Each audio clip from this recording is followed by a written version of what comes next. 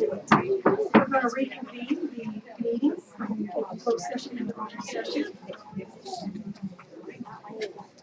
First thing we're going to do is have a roll call. Mr. Lawrence? Here.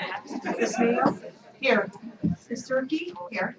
Ms. Hanson? Here. Ms. Mason's here. The whole board's present. We are now going to stand and scoot. To the flag of the United States of America and to the republic for which it stands, one nation, under God, indivisible, with liberty and justice for all. So we're going to have a quick report out of our closed session. On item number 1, we received information and gave direction. On item number 2, anticipated litigation, again, we received information. 7.3, there were not 5 cases, there were 3 cases of which we all received information. And 7.4, we gave directions. There was no 7.5. And 7.6, we voted to readmit student 20-16 to all regular schools in the Mount Dale Unified School District. Liliana is already here tonight. She was supposed to join us on the DS. She didn't make it. No, okay. So public comment. The public may address the board regarding any item within the jurisdiction of the Board of Education of the Mount Diablo Unified School District that is not on this agenda. These presentations are limited to 3 minutes each, or a total of 30 minutes for all speakers, or the 3-minute limit may be shortened. If there are multiple speakers on any one subject, the public comment period may be moved to the end of the meeting. Speakers are not allowed to yield their time. And I'd just like to let you know that when you come up during public comment, in order to be pursuant to the Brown Act, the board can do several things. We can refer you to staff, we can ask a clarifying comment, or we can ask that your agenda or concern be put on a future agenda. If we're not having a give and take conversation with you, it doesn't mean we don't hear you, it doesn't mean we don't care. It just means we're trying to be responsible board members and follow the Brown Act, okay? So. Okay.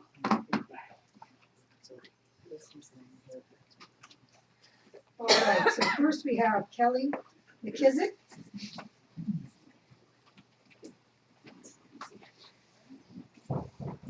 Is this a public comment or is this about rocket ship? It's a public comment, it is about rocket ship, but it's not about your agenda item. It's up to you. Come on. Yeah.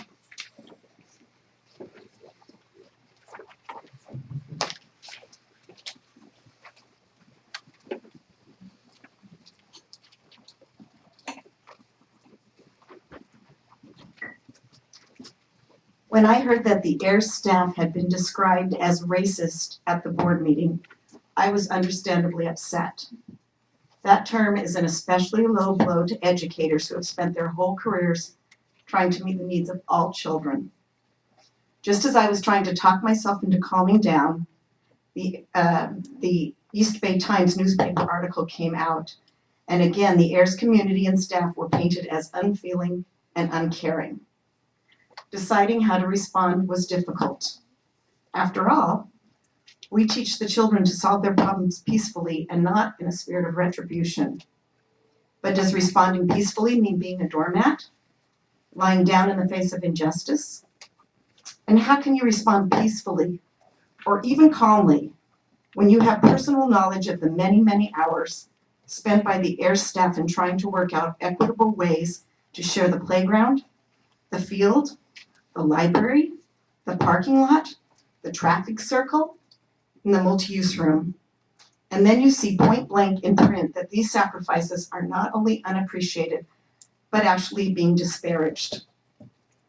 I've thought long and hard about how to return kindness in this situation, and this is what I've decided. I can't do it alone.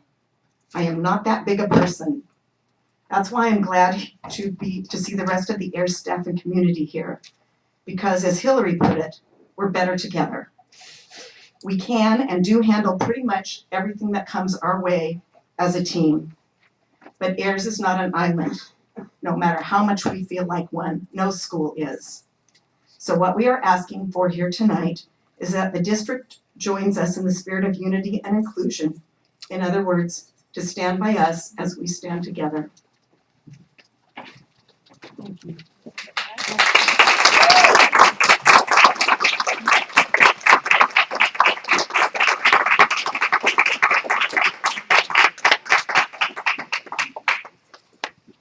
Nicole Simpson.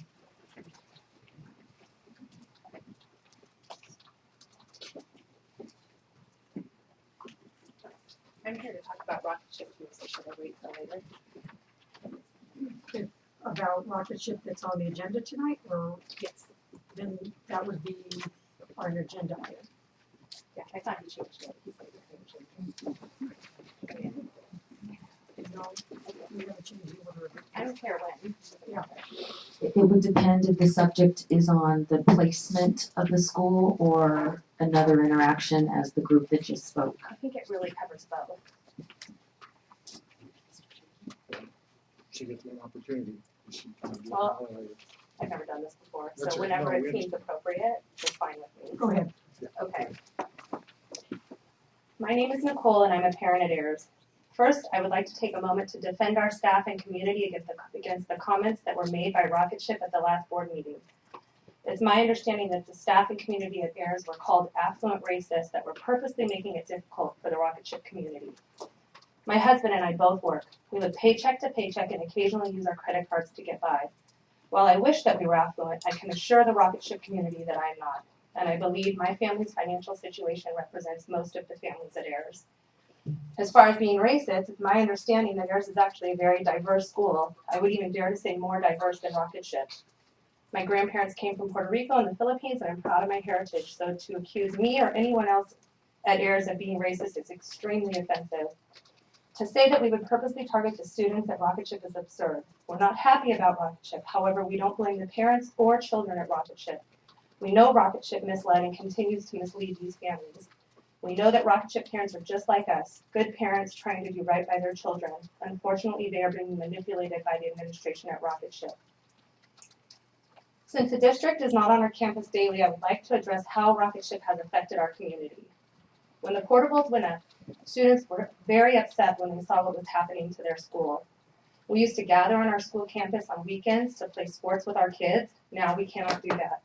Our staff has spent a ridiculous amount of time trying to work with Rocket Ship. Our community events have been canceled or postponed due to lack of space. Our staff has been attacked and our daycares had to limit the amount of space that our children have to play.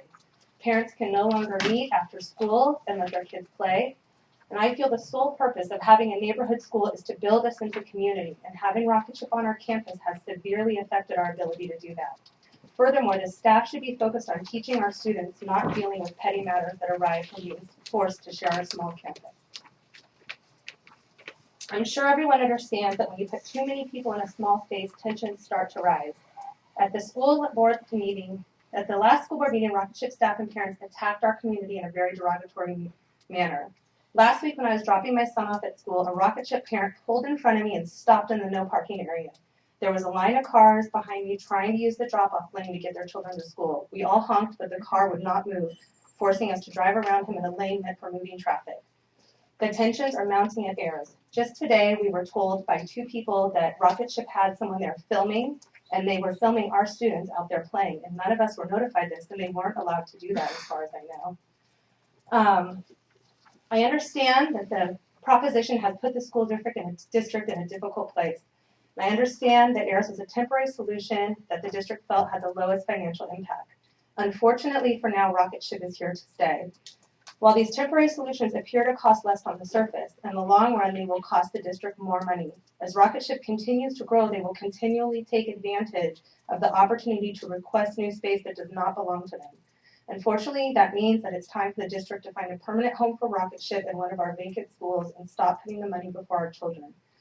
Once the school district finds an appropriate space for Rocket Ship, maybe we can all work together to fight this ridiculous law that puts money before our children. Thank you.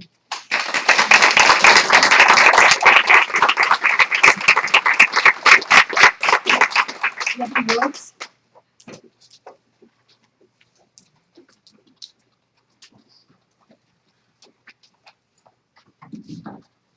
Good evening, President Mason, board members, and superintendent. I am here again tonight regarding the audit in which we are out of compliance. I emailed all of you with more information. Thank you, Ms. Durkee, for responding, and I too hope you received the updates from this as I have not. Last board meeting, Wayne and Nancy stated no one had passed the vacant physical analysis 2 position. This is not true. We have 2 employees, Liz Avacito and Frida Morris, both which passed this with high marks. Both were told they weren't a good fit. Really? They're employed by us now. Again, you were given false information. Why do I keep coming back? Because I care. We need to be compliant. You were voted into these seats to keep us compliant. Why are you not? What happens when the students at the ASB decide to keep the district funds? Because as you know, ASB students must vote to take those funds out and return them to us. What happens when those funds, the students decide they don't want to do that? What happens when the treasurers have taken out all the money from the ASB that belongs to the district without telling the students? We are then, again, in violation of the student body. I beg you to direct the superintendent to fix these issues today. Are you willing to go another year without being in compliance? I would hope not. I would hope that just in case that you remember that you are responsible for this district ultimately. Thank you.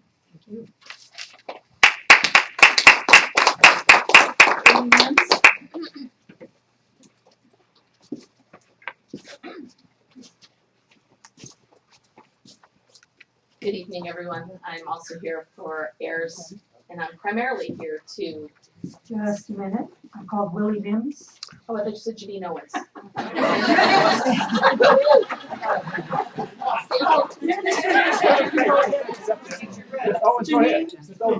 Mr. Mims said you can go ahead first. I appreciate that. See, that's community right there.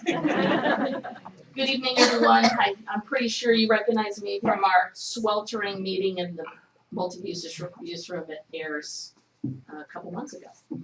I'm primarily here to defend our teachers and staff from, I can't imagine you would even buy into the racism story of our staff and our teachers. I have a daughter, she's in 2nd grade and started at AIRS, her kindergarten year.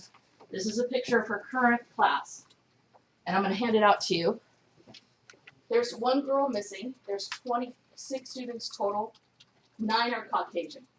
My child is a quarter black, she's a quarter Mexican, and half Caucasian. We're a lesbian household, so we're pretty diverse. I'm pretty sure I can speak on our behalf. So my daughter absolutely loves every single person at that school. Staff, teachers, janitor, you name it. No one has treated her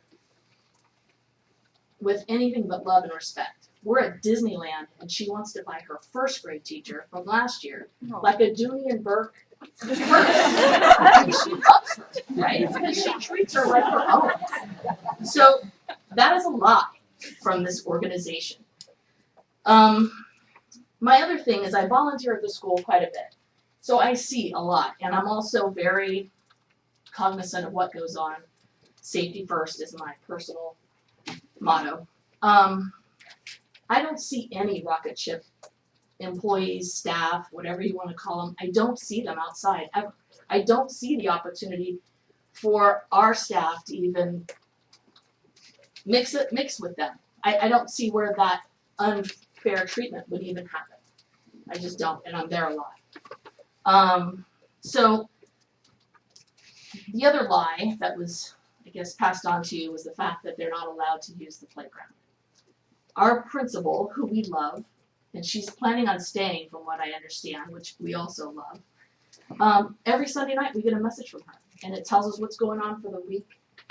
Very close to the beginning of the year, she sent out a message that said, parents, I'd like you to ask to please not play on the blue playground. We're going to be using that, or Rocket Ship's going to be using that after school. A lot of the parents go and hang out, let their kids play. So we're no longer doing that. And it's allowing Rocket Ship to use that space. So I'm not sure where that fabrication came from. So bottom line, and I'm gonna not use my full 3 minutes, I don't think, because Nicole hit on a lot of the same topics. I think that I see the word litigation on your agenda quite a bit. So I'm just going to suggest that why don't we start spending some money on litigation on getting them off of our campus, getting them out of our district, period. If we're going to spend money on defending people like these staff and these teachers here, let's put the money where it should go. Let's have a set, excuse my terminology, and sorry, you understand, right? Let's have a set and take them on. If we're going to spend money on litigation, let's do something and get rid of them because they're only taking advantage of us. And I'm pretty sure you guys are all smart enough to see that. So, thank you for your time, and I'll take my picture. Thank you very much.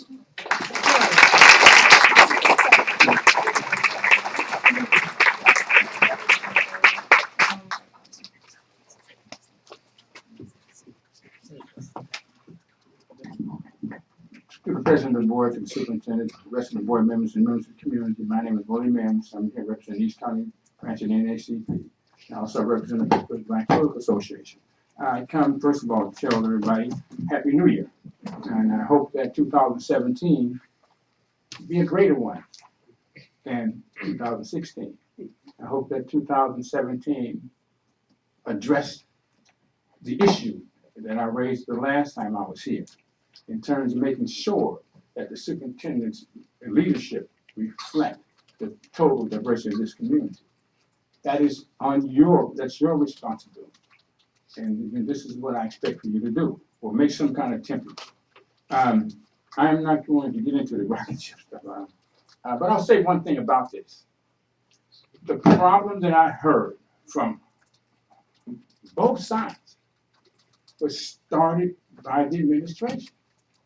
They did not have to put the rocket ship on this particular site. So when they did that, they created problems. And so now you are here with your problems. I see that there was a civil rights complaint filed. I went to the Aries campus about 2 months ago, and I walked into the rocket ship office, and what I saw, they don't even have hot water. I mean, this is in their office, no hot water. And so that is problematic. Now, I don't know if you knew that, but if you did not, you need to go. No hot water, I mean, so. But anyway, so that's some of the issues that I have. Also, I hope that, I have not seen your superintendent's goals for 2017. Are they available to the public? Madam President, continue running the show. I have to talk to you. I can't talk to this. We're a public agency. Everything we have is available to the public pretty much unless you yourself. I'm just asking, that's all. You know, I mean, I like to read what your goals are for her, and also the district itself in terms of some of the major issues that I have. But that's all I have to say now. But I see that you have a whole lot of litigation too on your agenda. I mean, you guys must be getting sued by everybody. So, I mean, it's time to do right in 2017. Anticipated many times. Okay. Yes, you did. So I'd like to take a moment of personal privilege and thank Mr. Mims for his work with the County Office of Education in compiling a document called the Post-Election Toolkit, which is posted on the County Office of Education website, and it's a guide for teachers, and I think it would be an excellent guide if parents were to review it, and how to address some of the concerns and anxieties around the election situation here in our schools and within the county. This was shared at the Contra Costa County School Boards Association meeting last Thursday, and it was distributed to board members and superintendents throughout the county. And the League of Women Voters and other groups have requested that be placed on their agendas for discussion to bring folks together and talk about the issues that face our nation and our local communities. So I hope you'll take the time, and I want to thank Mr. Mims for being one of the members of that prestigious committee. Thank you. And if I could share, this is also on our website, so you can see the work of the committee as was referenced. So thank you very much. All right, it looks like 9.1 was pulled from the agenda. 9.2, resolution number 1617-25 for African American History Month. And as our agenda says, February has been designated as African American History Month. The Mount Diablo Unified School District also recognizes the contributions of Americans of African descent to develop our nation and encourages all schools to commemorate this occasion with appropriate instructional materials, really year-round, but everybody recognizes this as the African American History Month. So do we have a motion on this resolution? I'll move to approve the resolution as presented. Do I have a second? Okay, we have a motion and a second to approve the resolution. Mr. Mims? Are you furiously filling out your card? I feel that, but I forgot to turn it in. Okay. Okay. To the board again, I'm in 100% support of this resolution. One of the concerns I have is that that in terms of African History Month, it's making sure that all of the schools participate in it. Also, trying to encourage the schools to at least teach their children about the 13th and 14th and 15th Amendments to the Constitution. The 13th Amendment ended slavery. The 14th Amendment gave Black folks their citizenship. The 15th Amendment gave Black folks the right to vote. Those are the only 3 amendments in the Constitution that was aimed at Black people. It's been somewhat watered down, but those original amendments was aimed specifically at Black people. The other thing, I hope that that there were 2 emancipations. One took place on April 16, 1862.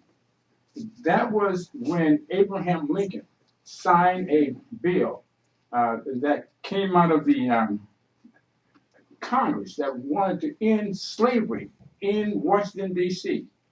And he signed that bill and freed every enslaved African person there. That was the first emancipation. The second one took place on January 1, 1863, in which he declared all slaves to be free only in the states that were not seceding from the Union. So he was not so much of a friend of Black people as people think. Also, when you're teaching history, you cannot leave out the 250 years of slavery, because of slavery and free labor. Without that free labor, this country would not be what it is today. You cannot leave out the 100 years of state-sponsored terrorism in which lynchings took place from 1865 all the way to 1960 something. And so, if you leave that out, then you'll be denying or whitewashing history. So it's time for folks to start telling the truth about our history, because every generation will grow up not knowing some parts of their dark past, a past that they want us to forget. But I will never forget. Thank you. Thank you.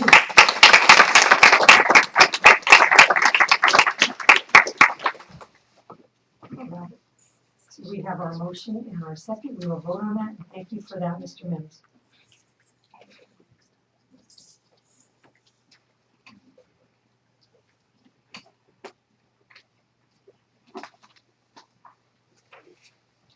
Passes 5-0.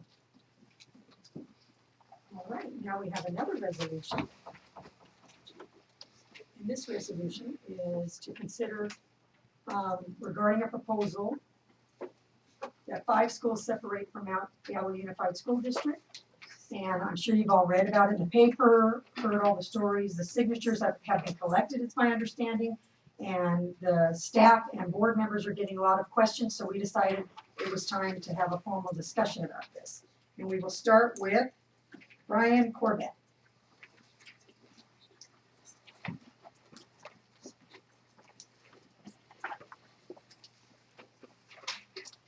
Good evening, board and Dr. Meyer. My name is Brian Corbett, and I'm a teacher and history department co-chair at Northgate High School. And I'd like to voice my support of this resolution opposing the secession of the Northgate feeder pattern. I think it's safe to say that the Northgate staff overwhelmingly supports remaining in the MDUSD. And thank you to both the board and Dr. Meyer for taking a stand on this issue, which affects our staff in a very personal way, as it's difficult to be at odds with neighbors and parents in our community. However, the clear, positive, sustained change in Mount Diablo has helped to create a lot of positive momentum at Northgate. And this is absolutely worth defending, and that's why I'm here tonight. Thank you. Thank you.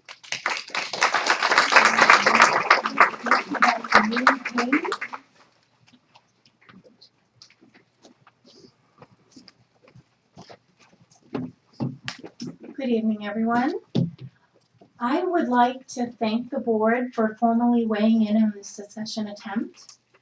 I would also like to formally recognize the 6 months of investigation and careful consideration that have preceded the vote on this resolution.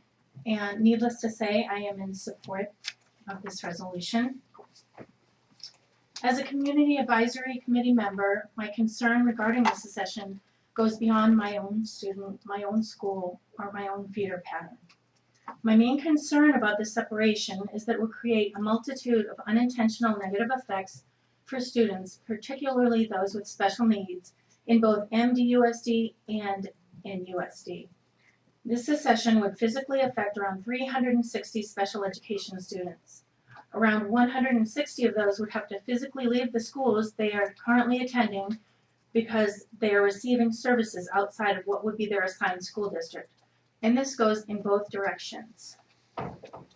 My son would lose his placement at Valley Verde because, although we only live 1 mile from the school, my neighborhood is not included in the NUSD boundaries. 9 of the 11 children in the magnet program at Valley Verde would be in the same boat. On the flip side, there are 79 children who do reside in the new NUSD boundary who would also have to change schools because the services they are currently receiving are outside of the NUSD boundary. These 79 students would be returned to NUSD for programming, which is a huge concern because the reason they are currently not receiving services closer to home is because they require highly specialized instruction. There are approximately 200 special ed students that reside in the NUSD boundaries that are also receiving services within. Theoretically, they would not have to leave their schools, but this is small consolation as all of their programs would be moved to other MDUSD campuses to continue to serve all MDUSD students. I am also concerned about the students on interdistrict transfers for other reasons. NCLB, overflow, lottery transfers, etc., losing their schools. As with SPED students, it would be extremely disruptive and devastating to these students to have to change schools in the middle of their academic careers, particularly for those who would be forced to change schools at unnatural transition times, such as 4th, 7th, or even 11th grade. These students bring significant amount of diversity to our schools, and I feel that losing them will be hugely detrimental to NUSD, causing their demographics to become even more homogeneous than they already are. And I am not talking about students coming in. I am talking about losing diversity that is already there. Between Foothill and Northgate, we're talking about at least 500 students, and that doesn't even consider elementary. And then quickly, I just wanted to finish up with a personal story. This year has been very difficult for me personally with many sleepless nights. I've had to make some very difficult decisions as a parent. Speaking out against CAPS and highlighting its potentially devastating effects on special education students has forced me to out my son as being one of them. I've shed a lot of tears over invading his privacy like this, but I can't ethically stand by and watch a bunch of lemmings follow a Pied Piper off a cliff without making sure they are at least accurately informed. Although I've always tried to shield my son from the stress of the situation, on one occasion he overheard me on the phone talking about kids potentially having to change schools. Hours later he said to me, "Mommy, I promise not to get expelled." I have seen him bristle at the Northgate Caps booth at our school carnival, the orange signs we see every day on our way to and from school, the petitions at our stores, even at our pickup line after school. Even though I have never explained to him what they mean, somehow he has internalized the same message I have every time I drive by an NUSD yard sign. You are expendable. And orange used to be my favorite color. Thank you.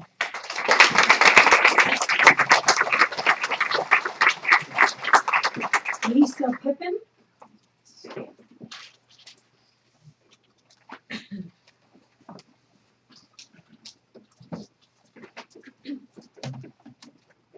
Respected board, esteemed colleagues, members of the community. Thank you for this opportunity to speak tonight. I'm speaking in reference to your resolution 9.3 regarding the petition for district reorganization. And I imagine that everyone that has come to this podium now and in days past are coming from a place where they are seeking the same thing, that we all want good schools and educational opportunities for our kids. I am a mom of a student at Valley Verde. I'm a former Mount Diablo employee. I used to be a program specialist and a manager, a school psychologist. Currently I'm an independent consultant and an educational psychologist. And I've worked for 21 years supporting children and families in clinics, in group homes, in private, in public schools, both in large and small districts. Over the past 3 years, I've traveled the state assessing students and educational programs for children with a variety of needs for over 17 different school districts. And I come with a message to share with you today that through those experiences, it only intensified my respect and desire for a diverse, inclusive community, that truly we are stronger together. I learned that the small districts do not have the infrastructure to support all of their students, that oftentimes they rely on non-public schools or non-public agencies to fulfill those needs. The result is an increased spending for non-public schools, which can range very widely depending on school, but upwards of $100,000 sometimes per student. Also, students are educated outside of their communities. Smaller is not always better. Mount Diablo, when I worked here and continue to experience today, fulfills my family's needs perfectly.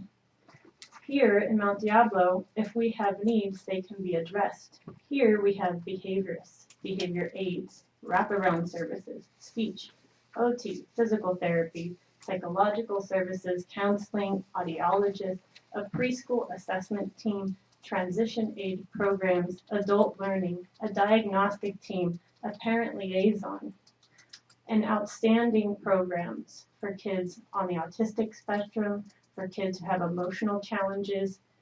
From what I've seen of my travels of the past 3 years, Mount Diablo does a great job serving its students. And my philosophy is let's take what's good from the movement. Everybody wants better schools, but let's work together to make better for 36,000 students, not just 4,500. Thank you. Thank you.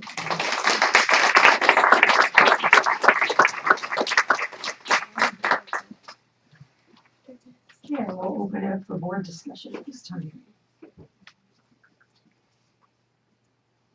I'll make I have a couple of comments. I guess having been born and raised in West Pittsburgh, which is now Bay Point, I would be on the other end of the outlier of the district. Walnut Creek being over here, more affluent, Bay Point being over there, less affluent.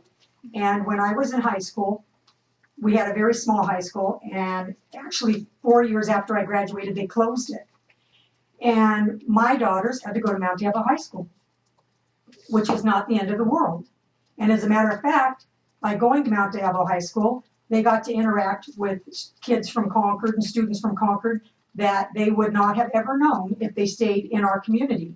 My oldest daughter, to date, her best friend is a student from Concord that she met at that high school. This decision is not something I weigh lightly. I've thought about it because I believe that we should have the same education in the Bay Point schools as we have in the Walnut Creek schools. But I don't think the best way to accomplish that is to segregate ourselves into separate communities. And I think maybe the strongest argument for me to support this resolution not to separate is because of the students that sit here in the front row tonight. Because I see when you come and you give your reports, you share, you get ideas from each other, you enjoy each other, and that's what we're all about. And as has been said, and I hate to be repetitive, I believe we are stronger together. And maybe the other reason that I feel this way, and one of the reasons I ran for the board, is because I felt communities should have input. Communities should be able to decide what happens in their school.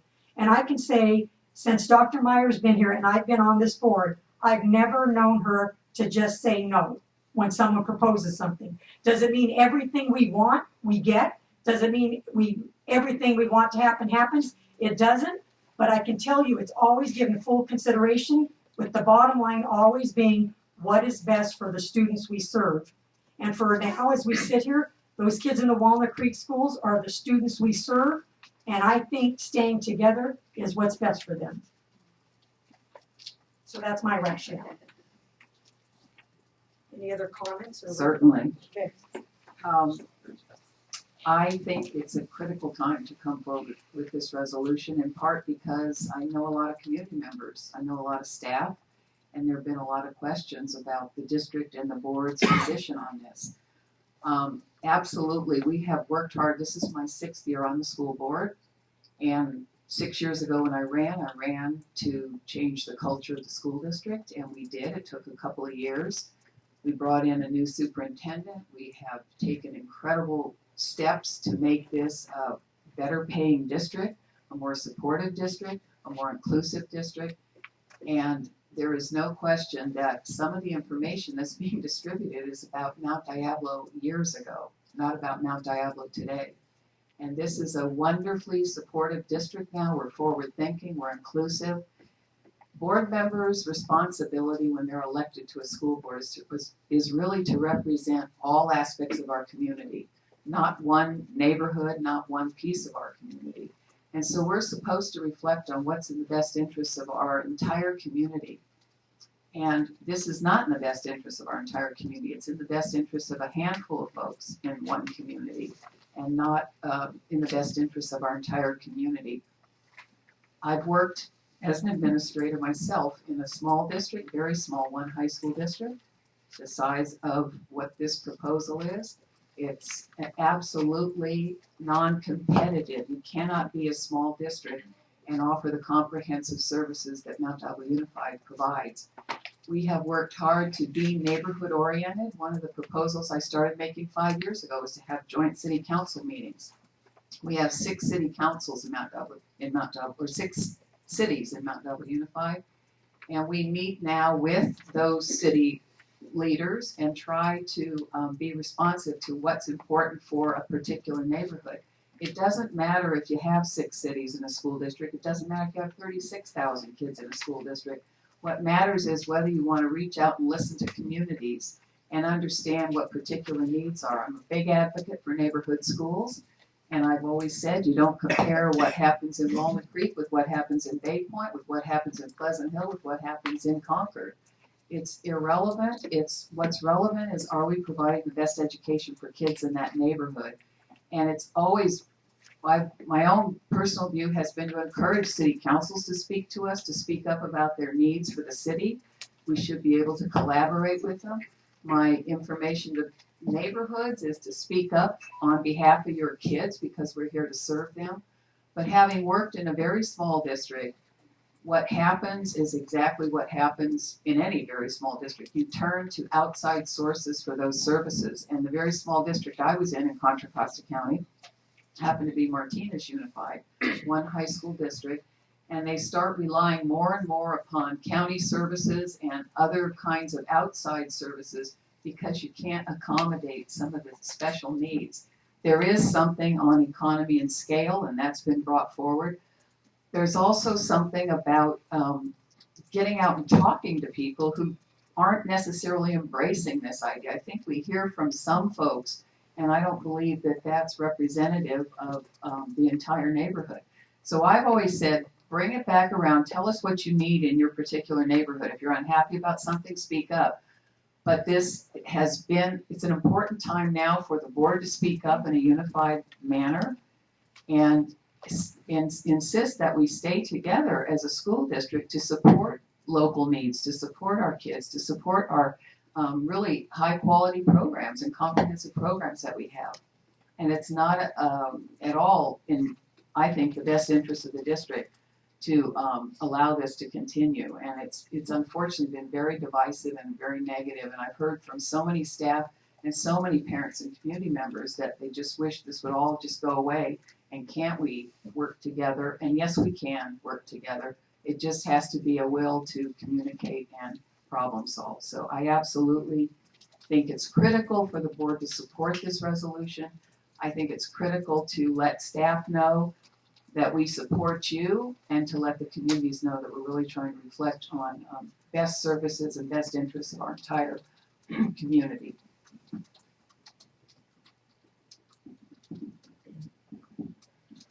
So I come at this with the perspective of I live in the Northgate area. I would be part of this proposed new district. My kids would go to school in what they would remain in these schools, which would then be part of the Northgate district. And I do not believe that breaking off would be in the best interest of MDUSD, and I don't believe that it'd be in the best interest of the students in Northgate. One of the things that my wife and I talk about is the fact that there are benefits to diversity and to having exposure for our children to different worldviews and to people from different neighborhoods, and so that's one of the things that is important to us. When I talk to the teachers at our schools, I consistently hear that they have seen a marked change in Mount Diablo School District, and they are pleased with the direction it has been heading in the last few years. Many of the people I know who have the biggest concerns about this proposed split are parents of frankly, our most vulnerable students who are special ed students, and the impact on those students and the services that we provide. And those are things that matter greatly to them.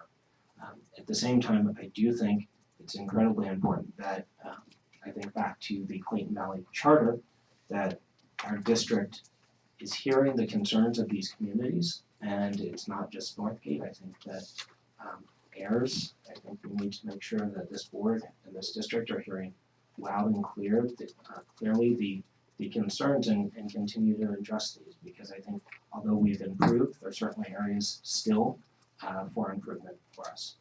Thank you.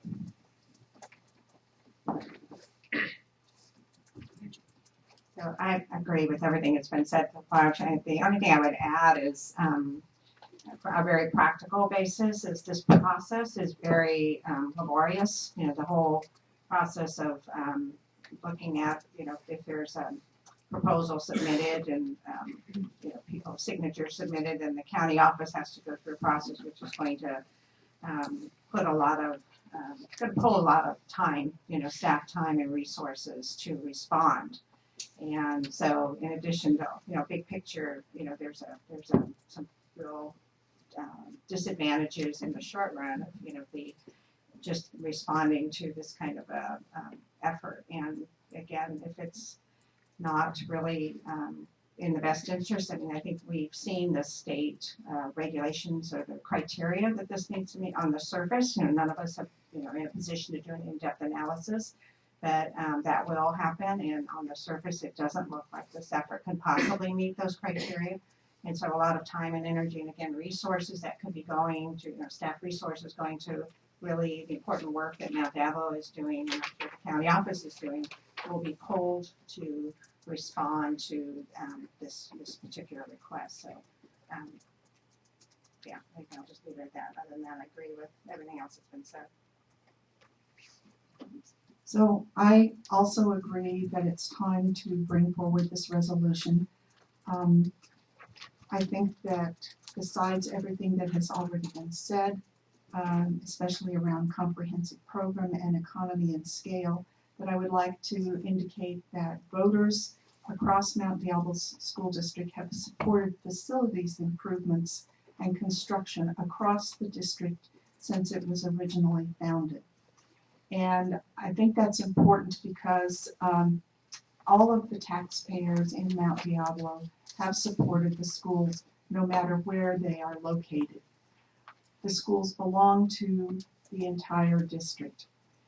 I would also like to make one comment that of course will come out with the study that most smaller districts in Contra Costa County rely on county services for which the county must charge the smaller school district an administrative fee. So although there may be situations where some things may cost less when you go to the county and they add their administrative fee, the cost may actually be more. And so it is not, and Ms. Hanson can speak to it specifically. I just know it from being a volunteer and having observed many of the budgets for the other school districts, smaller school districts. So therefore, I too will support this resolution. Yeah, sorry to interrupt there, but I did spend 10 years working for the County Office of Education and in working in services that have to be provided to small districts, and they pay. They pay dearly because the county office is not working, you know, for free for districts. One thing I consistently hear is people who say, I can't stand the school district, but we love our teachers. And our teachers, our school district is the one who attracts, retains, hires, trains our teachers. And you know, there is no doubt that we have phenomenal teachers in the school district. But what you've seen from this board is a commitment to improve teacher compensation and take us from, I believe we were 17 out of 18 districts in the county 4 years ago, and now we're in the top 5, that we've shown that we have placed a huge emphasis on making sure that we continue to attract and retain great teachers, and that's on the part of the district. Right, so I will entertain a motion at this time. Madam President, I move that the board approve resolution number 16/17-28, which is a rejection of a lack of support for the district reorganization in the Northgate area. Is there a second? Second. All right, we have a motion and a second, and we'll vote.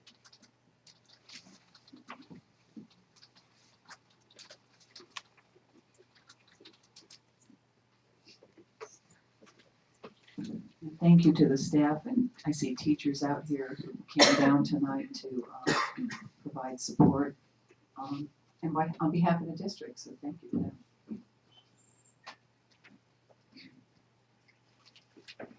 All right, that passes 5-0. Thank you.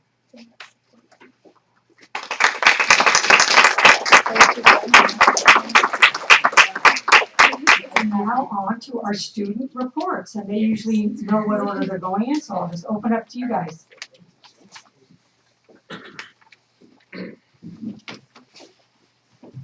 I like the new arrangement. I see that everyone's moved around a bit here.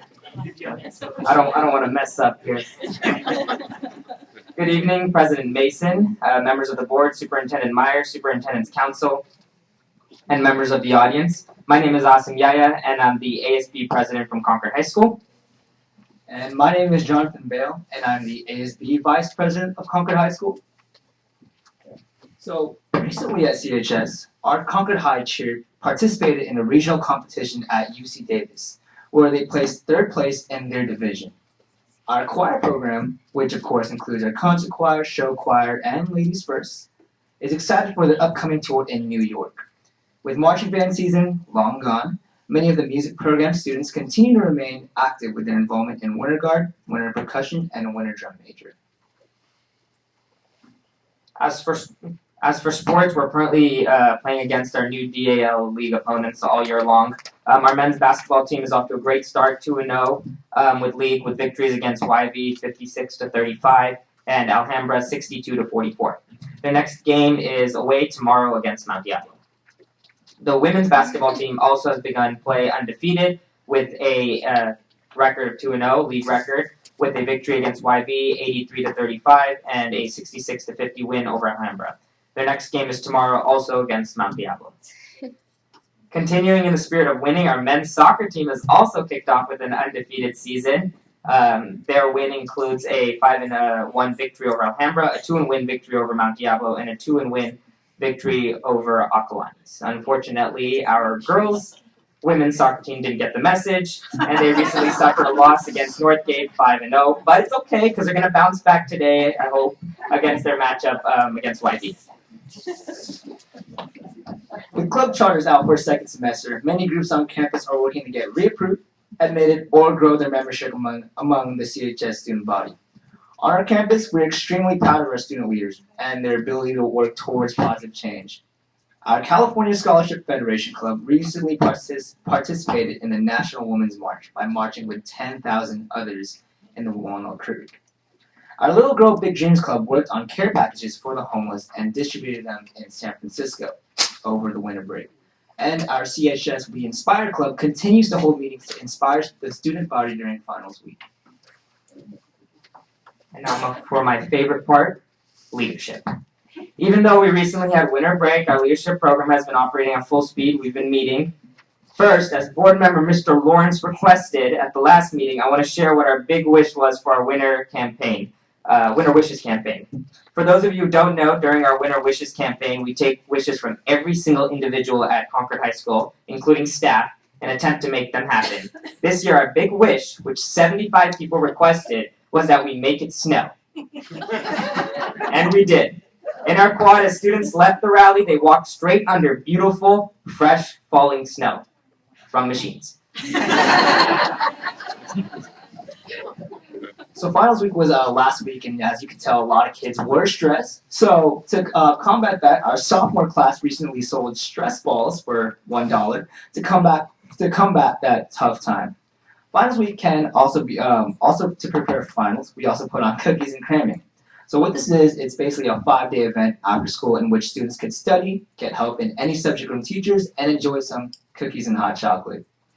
Our class is also preparing for our annual Winter Olympics, which includes 5 competitive days where 8 teams battle one another in both physical and intellectual competitions.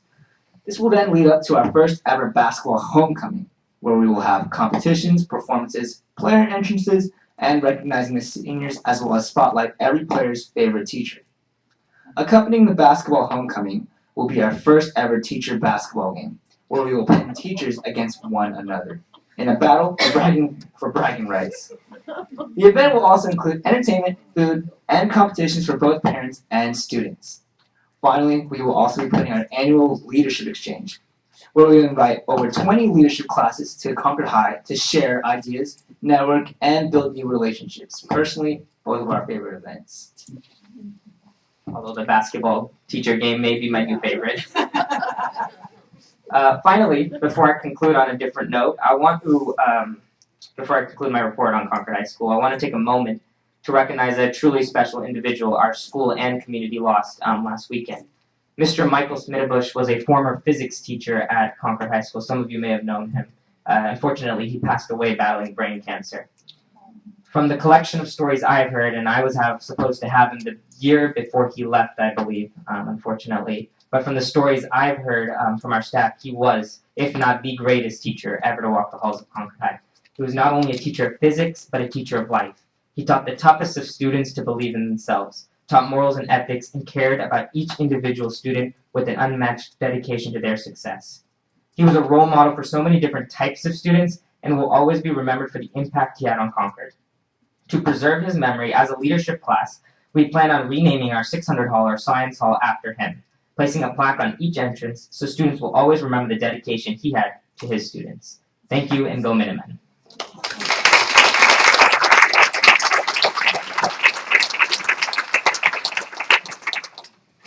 Good evening, President Mason, members of the board, members of Superintendent's Council, and Superintendent Dr. Meyer. There's not much that has changed since the last time I spoke.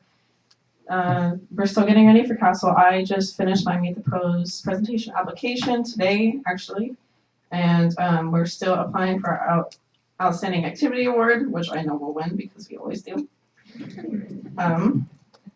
Let's see. The Winter Rally is still on February 10th. We're hoping auditions this week. We plan on having a duet dance, and our 2 leadership students who are very talented are going to play the piano for us, hopefully.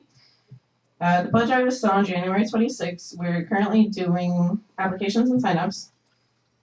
There's not much. Graduation is at DVC, you guys know that, but for members of the audience, we have changed it from the Concord Pavilion to DVC along with 2 other schools.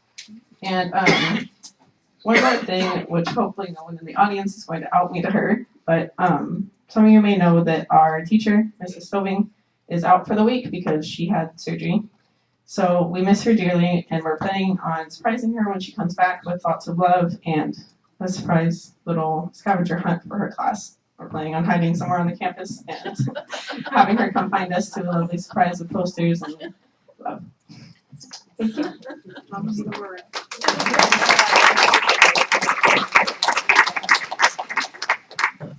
Good evening, President Mason, board members, Superintendent Dr. Meyer, members of Superintendent's Council, and members of the audience.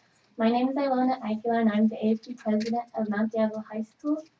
So good evening. Since we last met, I could say that we have survived finals week and are currently preparing for the rest of the semester and are beginning with our winter rally and several activities for Valentine's Day. As for our sports, wrestling has an upcoming match this Wednesday against Acalanes. Girls soccer has upcoming games this Wednesday against Plain Valley and this Friday against Northgate. Boys soccer's upcoming games are this Wednesday against Alhambra and Friday against Acalanes. And boys basketball's next games are tomorrow against Concord High and Friday against Green Christian.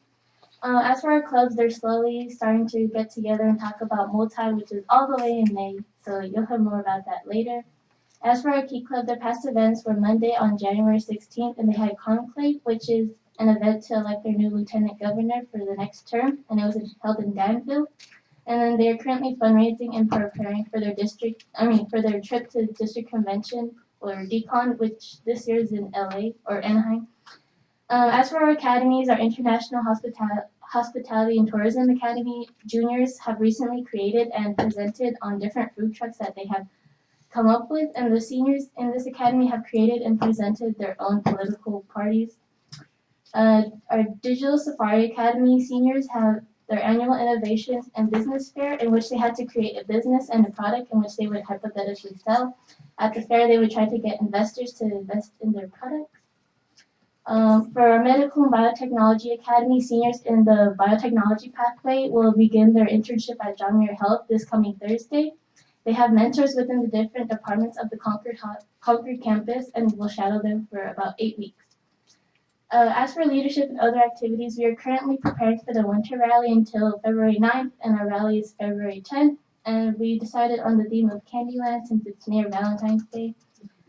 We have planned our senior breakfast on March 8th. It will be at Boomers in Livermore. There will be arcade games, mini golf, and a pizza lunch. Today we started collecting donations for Pennies for Patients, and we will be helping out the Leukemia and Lymphoma Society, which focuses on blood cancer, and our leadership students will be carrying around donation boxes during school. As for the upcoming Valentine's Day, we will be selling grams next month, and we will have a little Valentine's Day booth on Valentine's Day, February 14th. And everyone and anyone can come get married during lunch, and they will receive a certificate and a ring pop. So far, I think it's going well at Mountain, and I hope you guys have a great night.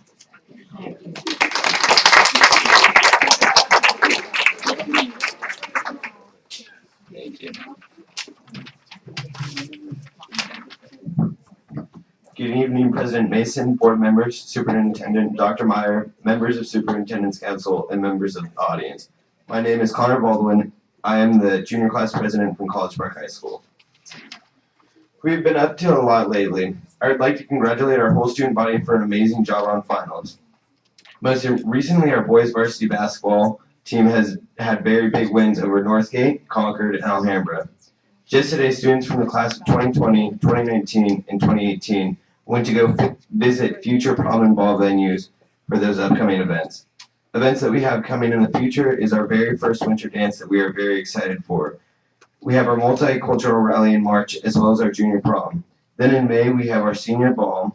Looking further into the future, College Park is excited to say that we will be bringing back the homecoming parade, and it's in its early planning stages. Go Falcons!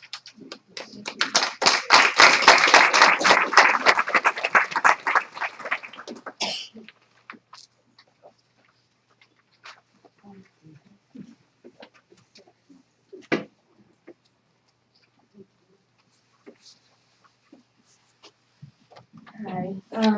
Good evening, everybody. This is my first time here, so I'm a little nervous. I am Lillian Pineda, and I come from Gateway High School. A lot of things have been going on around my school. I'm a senior. One of the things I want to discuss is our leadership class. Consists of about 5 to 6 people. And last week was Spirit Week. We are a small school, so we usually do a lot of things that comprehensive schools do. But we've been trying our hardest to do a lot of things. And we did a potluck right before our break, our winter break. We did a potluck, and a lot of the people from the community, like the parents came and everything, and everybody gathered around and brought food, and we did a lot of stuff like that. I want to discuss educational talent search.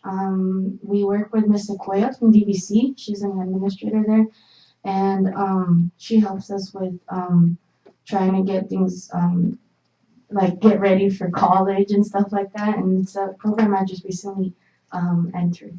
I want to talk about a lot of the students at Gateway High School are really, they're very, how do you say, they're like very hardworking people, and although it's like a small school, we try to do a lot of things together.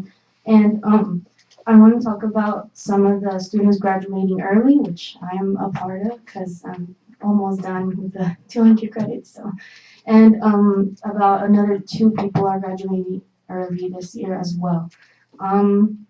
I went to this Hispanic conference at LMC around a month ago, and it went really well as well. I just want to talk about that. And then I want to talk about a lot of the lab supplies that we got, and teaching materials, and that include Chromebooks as well. So that's all I have for today. Thank you.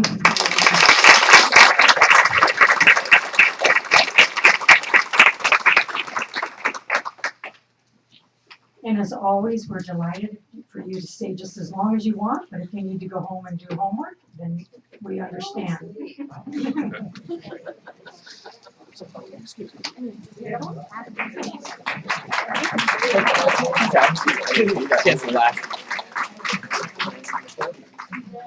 Okay, board member reports. Mr. Lawrence, do you want to start?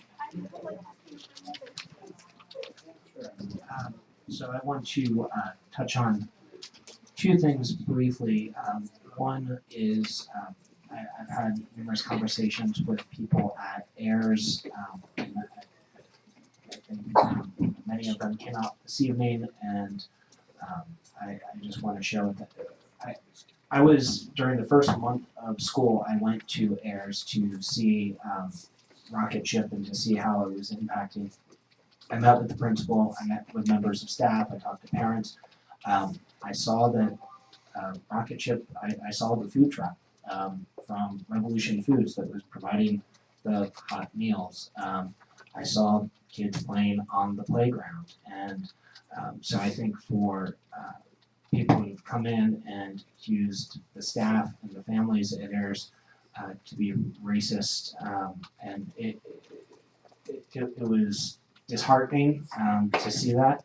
I think although we may have philosophical differences with Rocket Ship, I think we've done our duty and moral obligation to make sure that those kids do have a safe environment. I think the Ayers staff and the community have gone above and beyond, and I want to thank them for that. And I think it's really unfortunate that it was cast in a different light, both by people from Rocket Ship as well as in the media. So I wanted to share that. And then secondly,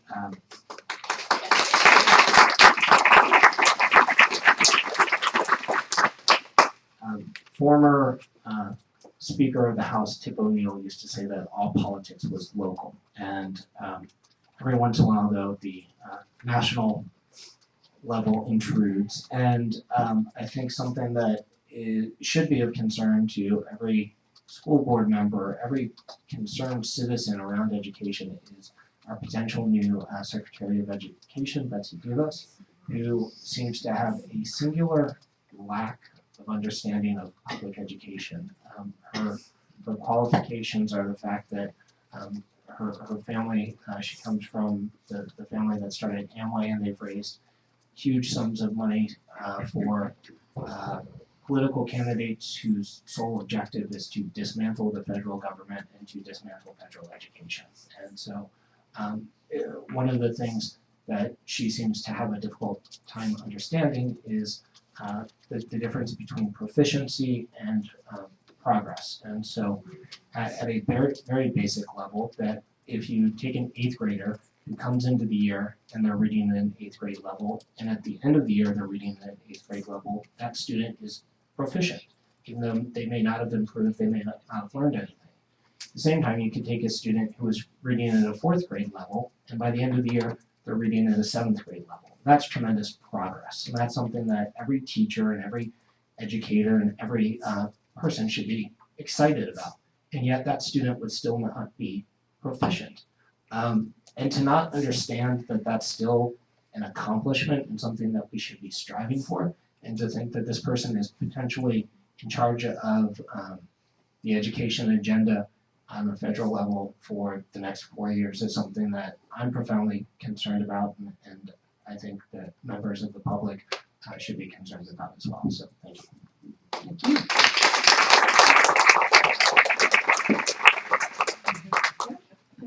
Thank you. Excellent comments, Mr. Lawrence. I had the great fun to attend the Digital Safari Innovation Fair on January 11th. Perhaps Dr. Meyer has pictures. There were many thought-provoking business proposals which were presented by teams of students. They had to prepare a PowerPoint, create business cards, and each of the team members had to speak about their specific role in the company and promote the company so that you would contribute your big bucks to recognition of them. The projects and students were not only evaluated on January 11th, they also participated in presentations before 2 other groups. So this is part of their grade, and it was an outstanding event. Mrs. Durkee and Dr. Meyer were there, I believe. I attended the LCAP meeting on January 18th at Concord High School. The topic was on marijuana by an outside speaker and the effect on the youth brain development and the pending legal changes. And we still have a lot of work to do around this serious concern. This County School Board Association meeting on January 19th was a marathon of events, and we began at 2:30 in the afternoon and finished at 8 o'clock at night for those that stuck it out all day. The first part was a presentation on the review of the budget from Capital Advisors. That's a group out of Sacramento. We had an award ceremony for Susan Bonilla in recognition of her work in Contra Costa County and her assembly district on behalf of students. And then another review of the budget by CSBA. And the last hour, which was very meaty in my view, was a presentation by Terry Burns on the review of the LCAP and the latest state board requirements and writing the LCAP. Email from our constituents has taken up quite a bit of time regarding the proposed elementary magnet program in North Concord, the change of venue for 3 high school graduations, the high school lockers, high school PE, and student body accounts, and also supporters from the opposed to the Northgate CAPS plan have also contacted me. Ms. Hanson? Thank you. What's happened over the last few weeks? First of all, I visited a couple of schools. I went over to Northgate High School and Mount Diablo High School and missed Mrs. Woods. I was there on January 12th and missed her, but I came over just to visit a few of our high schools. And at Northgate, what I was really appreciative of the number of staff I was able to talk with that day who were saying thank you for, and I got it at Mount Diablo High School as well. It's really nice to go out and have people say thank you.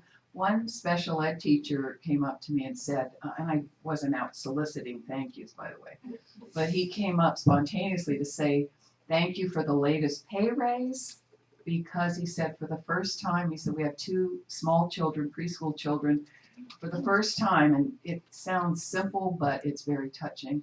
I can actually, my wife can be a stay-at-home mom with our 2 young children because my salary just reached a point where we can afford to have a 1 salary family.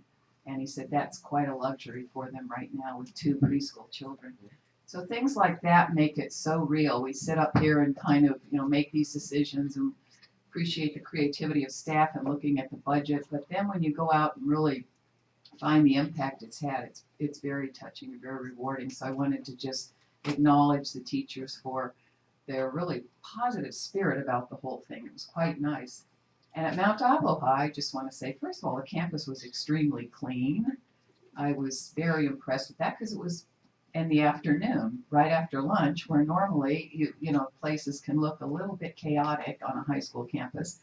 But also there was a study group that meets after school, and they have a bus coming. So I just want to give a shout out to the bus drivers. At 4:43, I was standing on the street getting ready to go to my car talking to one of the vice principals when the bus got there early, 2 minutes early, pulled up, and there had a whole bevy of kids who stay after school for study groups. And so I appreciated that because a lot of times we don't hear the good things about the bus drivers, and they were prompt and efficient, and the kids were all excited. So I appreciated that service. I also went to a couple of meetings. One was the Coordinated Health Service. It's a tough title. Coordinated School Health Committee.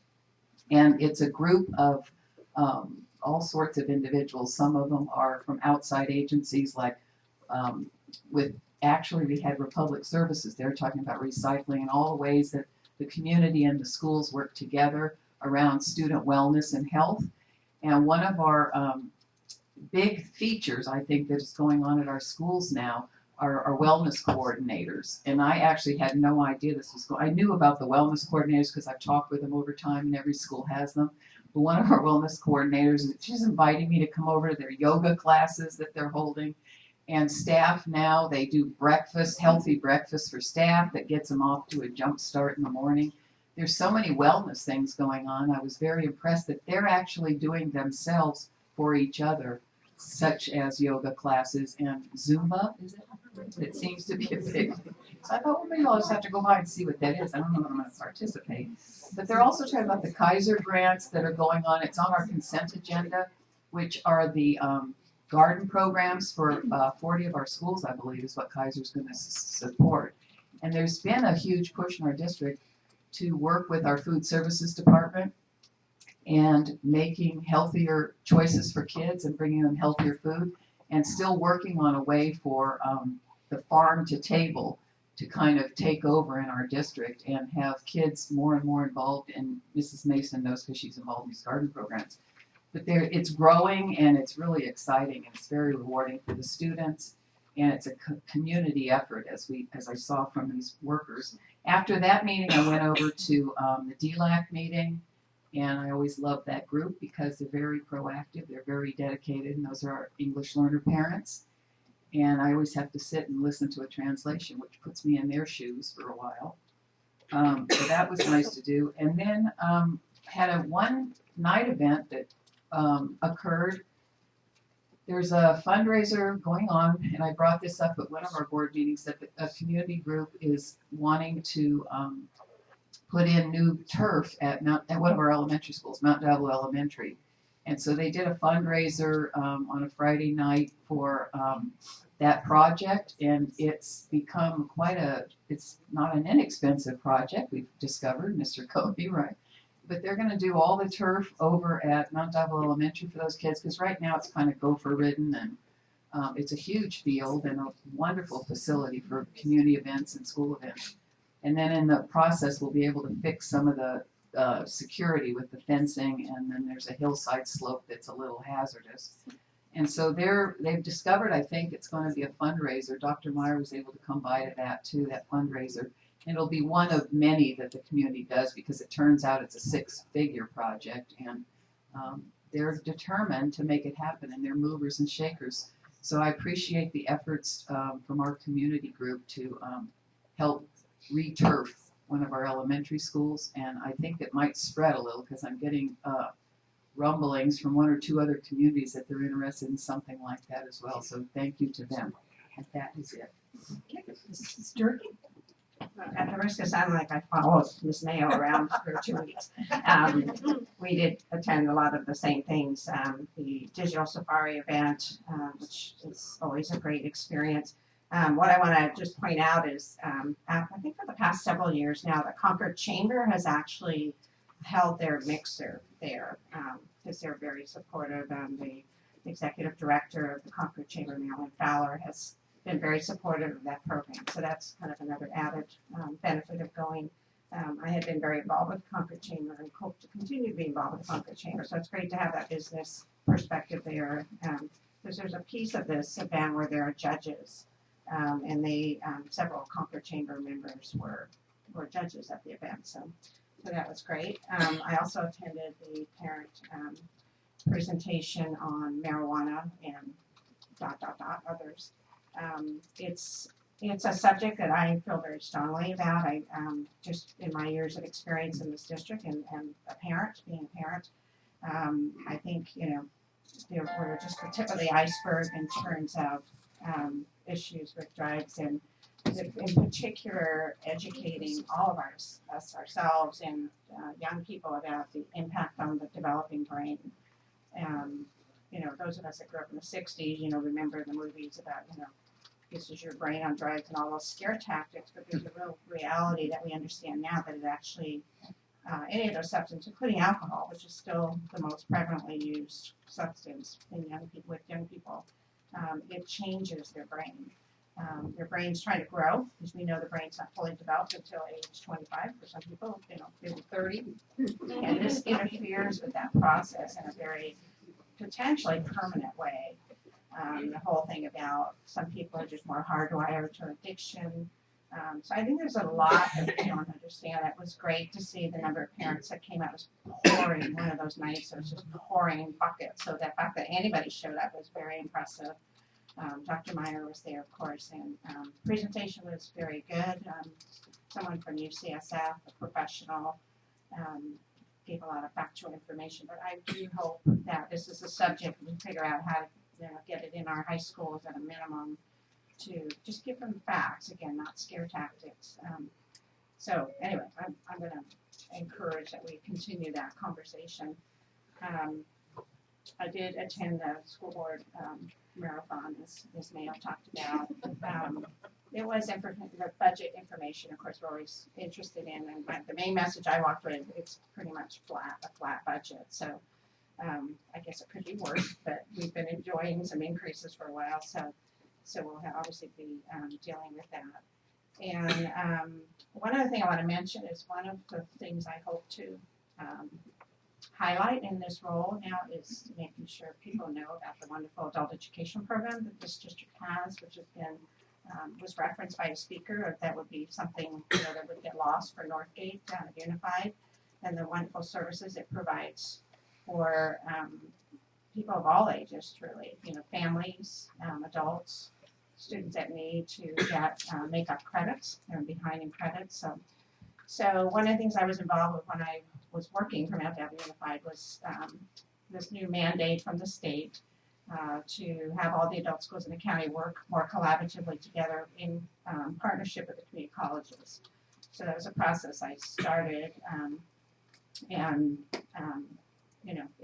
we got off to a really good start, but it's not without some challenges still. So frankly, it was lovely to be able to step back in.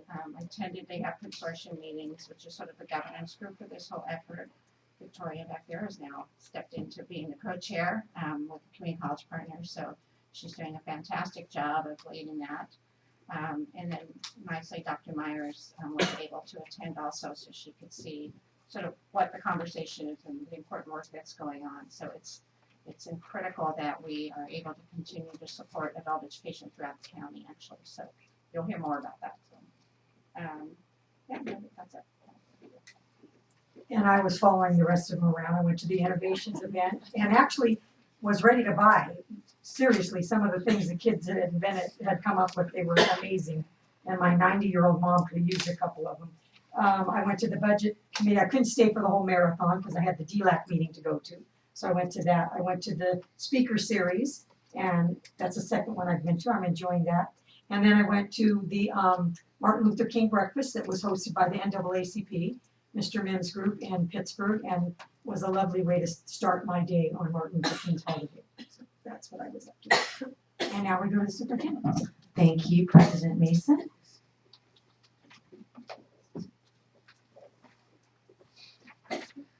First of all, I wanted to share in the opening picture here that this is our first high school robotics team. We have robotics at every one of our middle schools, and now we've started with a pilot of at College Park robotics, and we hope to spread that to all of our high school campuses as well as pathways. I wanted to echo some of the comments that were made here by board members, and also thank the staff of Ayers, whom I see are still here. At the last meeting, I shared that without a doubt that the students from Rocket Ship had access to the playground, they had hot food, and that the beautification that was happening was something that we needed to work through, but had nothing to do with the staff. So I appreciate the comments that were made by that teacher. They were very heartfelt, and the parents who were here tonight, so thank you. Going forward, I want to share about the Innovation Fair. Picture's worth 1,000 words. This group, when you went around to the different events and the booths that the students had, many of them were, as mentioned, targeted at those of us who might need assistance in later years, and they were very clever. They had pillows that could check your sleeping and things that would help you with knees and all sorts of things. So I went through and found many things that I look forward to being invented. The students, the most impressive thing is that when they sold all of the things to us, they were so good at it. And these are kids who are typically pretty quiet. And so they really came out of their shell, and they came up and they were trained on how to do that. And so it was wonderful to see them really pushed. And I appreciate the partnership with the chamber. They mentored each of the different groups. And after this, you can see in this picture, they had to get up in front of a larger group at Center Concord and get up on the stage and present what they had done. So quite an accomplishment for our students. And I believe 3 or 4 years ago, the Fitbit was there before it was on all of our wrists. So stay tuned. Looking forward to, as mentioned by Cheryl Hansen, Mount Diablo and other elementary schools have shown an interest in looking at the fields, the elementary fields, and considering turf. This particular group of parents said that the Gophers were living rent-free under the field, and I know we've had some advice on how to get rid of them. I see in the front row. I won't recall it. I don't recall it exactly, but I will share that that this is one solution, because when it rains, you can see everything's coming out. And many of our elementary schools, including Ayers, has brought up the subject of fields. The principal is giving me the eye right now. They have definitely talked about this, and this is a prototype that was created, and I suggest that Ms. Castilla contact Ms. Edwards at Mount Diablo Elementary as well to see the progress that they've made. Moving forward as well, in Sacramento this week, I was fortunate enough to go up with a small team to hear about the governor's budget. And as they mentioned, it was flat. Now, the good news is it's been coming up. So we are still having the amount that we've had in the past years. And I think we've done a great job. The board, you all have done a great job with your restorations. And now we need to really make sure that we support the things that we brought back.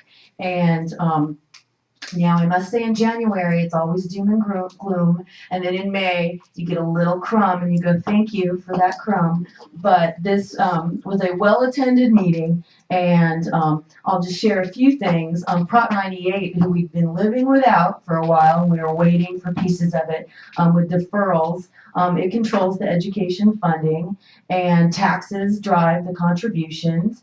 There were lower than expected revenues. They mentioned that the top 1% in California didn't do as well, poor them, as they had in past years. But they're not sure really where it will be. But I think the real contributor was that the governor has been very interested in this rainy day fund, and it's a wise thing fiscally, but perhaps a little premature. They believe, and they're conservative fiscally, he overinvested and overcommitted to the rainy day fund. They mentioned that the LCAP is changing, and we know that. We have to write it differently every year, even though they said it's a 3-year plan. But that's not a bad thing. And then a reminder that Prop 55 was an extension, not more funding, and I think that sometimes gets confused. We're very close to our 2008 levels, which we were supposed to get by 2020, but in the last couple of years, we jumped up to be closer to the final number sooner, which is probably good considering the revenues that we've been getting. And so we're very close to that gap, so we will reach the 2008 levels very shortly. And here's the last one. This, I'll just leave it there and let you think about it. Expect major political and legislative changes. That was absolutely true. The LCAP speaker series, as mentioned, was very informative. I have a 16-year-old, so after every speaker series, I come home and she tries to hide in her room because it's either social media or something. But truly, it was very informative as a parent. The thing that was most disturbing, as mentioned, was that in the 70s, marijuana's potency, you could say, was 1%, and now it truly is 10% plus for the same amount. So our young people, as their brains are developing, truly are taking in something much more potent, much more available, being legal, and in many new forms with edibles. So that was fascinating. I was very pleased that parents took information, had great questions, and stayed late in the rain. These are just some of the things that she had. She discussed how to talk to teens, which seemed to be the most, the thing that was of greatest interest to the parents. They kept interrupting her information, saying, well, how would I ask this? And what should I say about my past? And should I admit to what I did as a youth? And it was really a really wonderful discussion. Dr. Meyer? Yes. I heard some murmurs on the admitting to what we did in our youth. Okay. But that wasn't my question. That was true about the back row. Did we record the LCAP series? Is it something that's available? We didn't. We didn't. Is that something we could look into? Because I know a number of parents who were really interested but weren't able to make it, and I think it would be fantastic if we are able to record them. I think and that's a review great. them I think that's a great idea, particularly this one. Now, some of the speakers don't like us to because they want to come back or be asked again, but we'll definitely ask them about that. And this particular speaker, you could tell it was a labor of love. She was sending out her PowerPoint. She was staying late to council. And so we'll definitely look to see about that. Definitely. Our next speaker series will be February 1st at Northgate High School, and it's on Common Core Math, Reality versus Myth. And we've had a lot of questions about Common Core Math. That's the second to last row now. But it's moving all the way to wave. This is another one because since we've started the LCAP, this is the question that has me in the parking lot. And so we thought it would be a great speaker series. So that's another one that we'll have coming up. And we're also going to go in depth on the budget and have another speaker series at Mount Diablo High School where we will talk about when we get more information on the next iteration. I wanted to share as well, we have the District English Learner Committee, DLAC, and I have to give a great thanks to the English Learner Department. They are very well organized. Their community involvement is fantastic. They have representatives from nearly every school, and they've really built a community with that group. And so it's a wonderful place to get assistance. And that is just a little snapshot of that meeting from last Thursday. And then I wanted to share through our equity department, it is Kindness Week. And I thought, well, that's something to highlight most definitely. One of the things that we are looking at is, education and how to treat others. And is that something we definitely want to bring back into our curriculum at all levels. I think we do a real good job of that at the elementary level and sometimes lose it along the way. And some of the things that we've been looking at is with social media. And I don't know if you spent the weekend on social media, if you've been on social media. No, I see heads shaking. But it truly is a place where we need to see more kindness. And so one of the things that we've done, we've had different presentations on what to look for, what to do, but we've asked, would you say this to their face? And oftentimes the answer is no. And sometimes it's kind of a one-upmanship. And then much like with our speaker on marijuana, she mentioned model good behavior stress relief. Some of the things that we've heard about Kindness Week is model what you want to see as a parent. And so if we want to protect our children from not getting each other in trouble or insulting them or taking advantage of them through social media, we have to really look in the mirror. And then I just wanted to share, I found it interesting, we've had more reports from adults who feel that they have been bullied on social media, and schools that have said, we feel our school is being attacked. And so, times have changed. Immediate comments that just pop into someone's head can be out there, and it's very hard to do. And as you're reading things nationally and statewide and locally, you can see the tendency needs to swing back. And so wanted to share that would be my kindness challenge to myself and others. And then lastly, as I mentioned, thank you to the teachers who are here. Thank you to the educators and parents. We've heard some education bashing in the last, few years. And as it heightens, I think it's something that we need to reflect upon and remember that people are doing a wonderful job. And when you look at national tests, I hate to admit it because I was in school in the 80s, our students now are outperforming students of the 80s, the 70s, and the 90s. And I don't think they get the credit they deserve for that, nor do the educators. So I wanted to share that with you, that on national tests, that is an absolute phenomenon that sometimes gets lost. So with that, thank you, and I'm finished with my report. Thank you. Okay, we're now to the consent agenda. Items listed under the consent agenda are considered routine and will be approved or adopted by a single motion.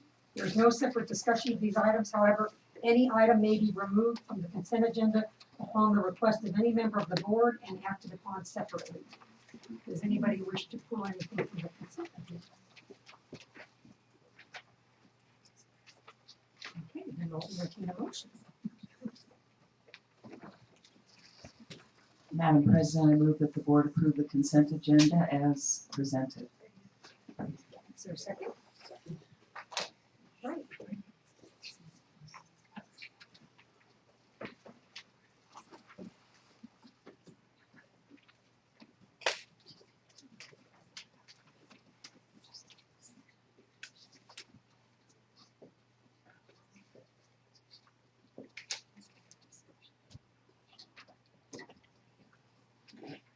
All right, that passes 5-0-0.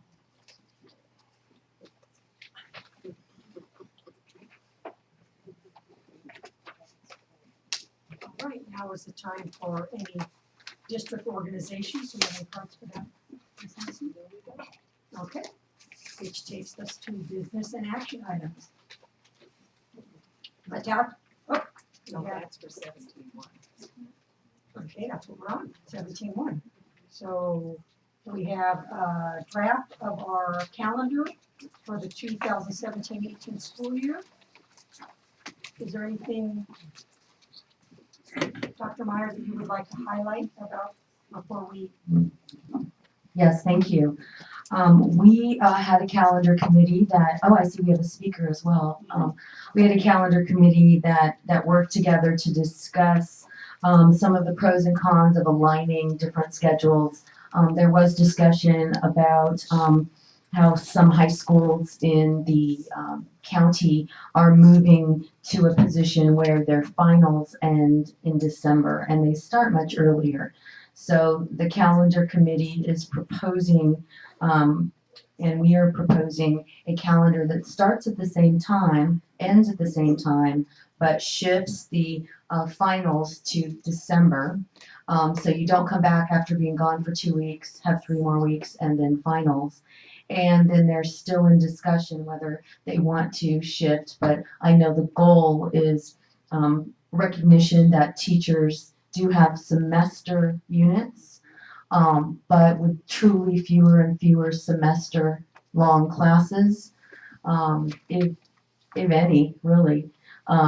This is a shift to listen to some who were interested in having school end, including parents who come before the board in December. And I anticipate that this first shift with an unbalanced 2 semesters will cause some adjustment, so I wanted to bring that to you as well. All right, Michael Langley.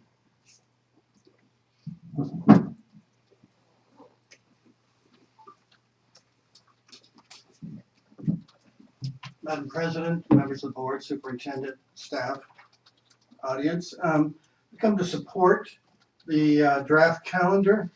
As a former secondary teacher who taught a semester-long course, it does make it difficult, but difficulties can be overcome with creativity.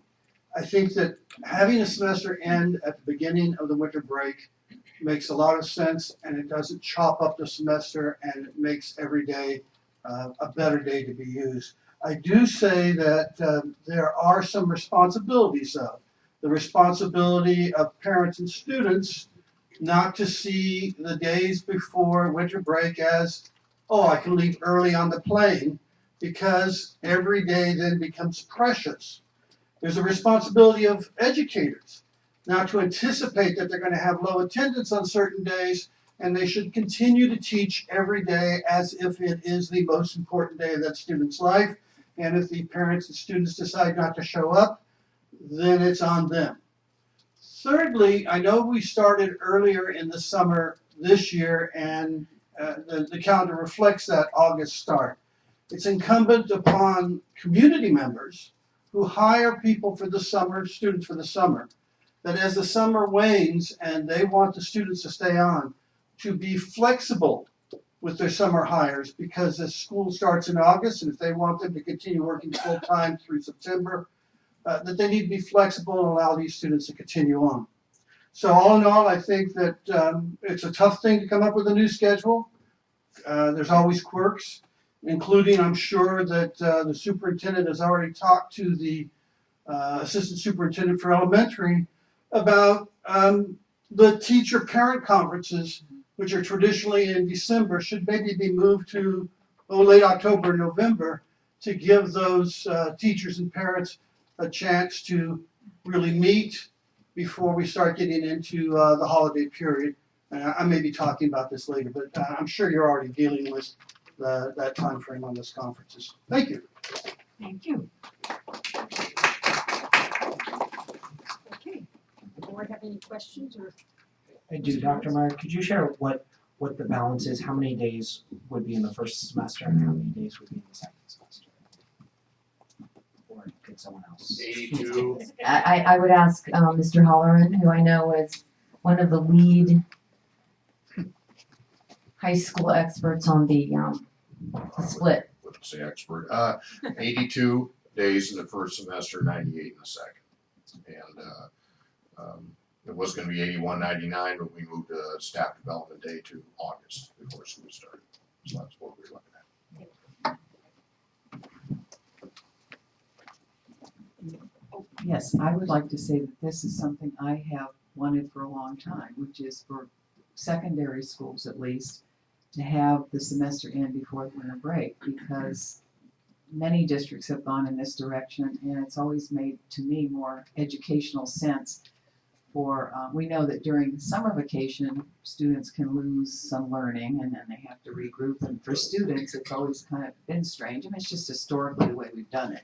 They come back after winter break, and they have a few weeks of school, and it's always been a little bit odd. It's kind of a nicer way to bring the semester to closure, I think, before winter break, and then students are fresh with their learning, and you can not have to look forward to finals after you get through with Christmas. So I appreciate that part. I did have contacts from a number of religious organizations, actually, around Good Friday.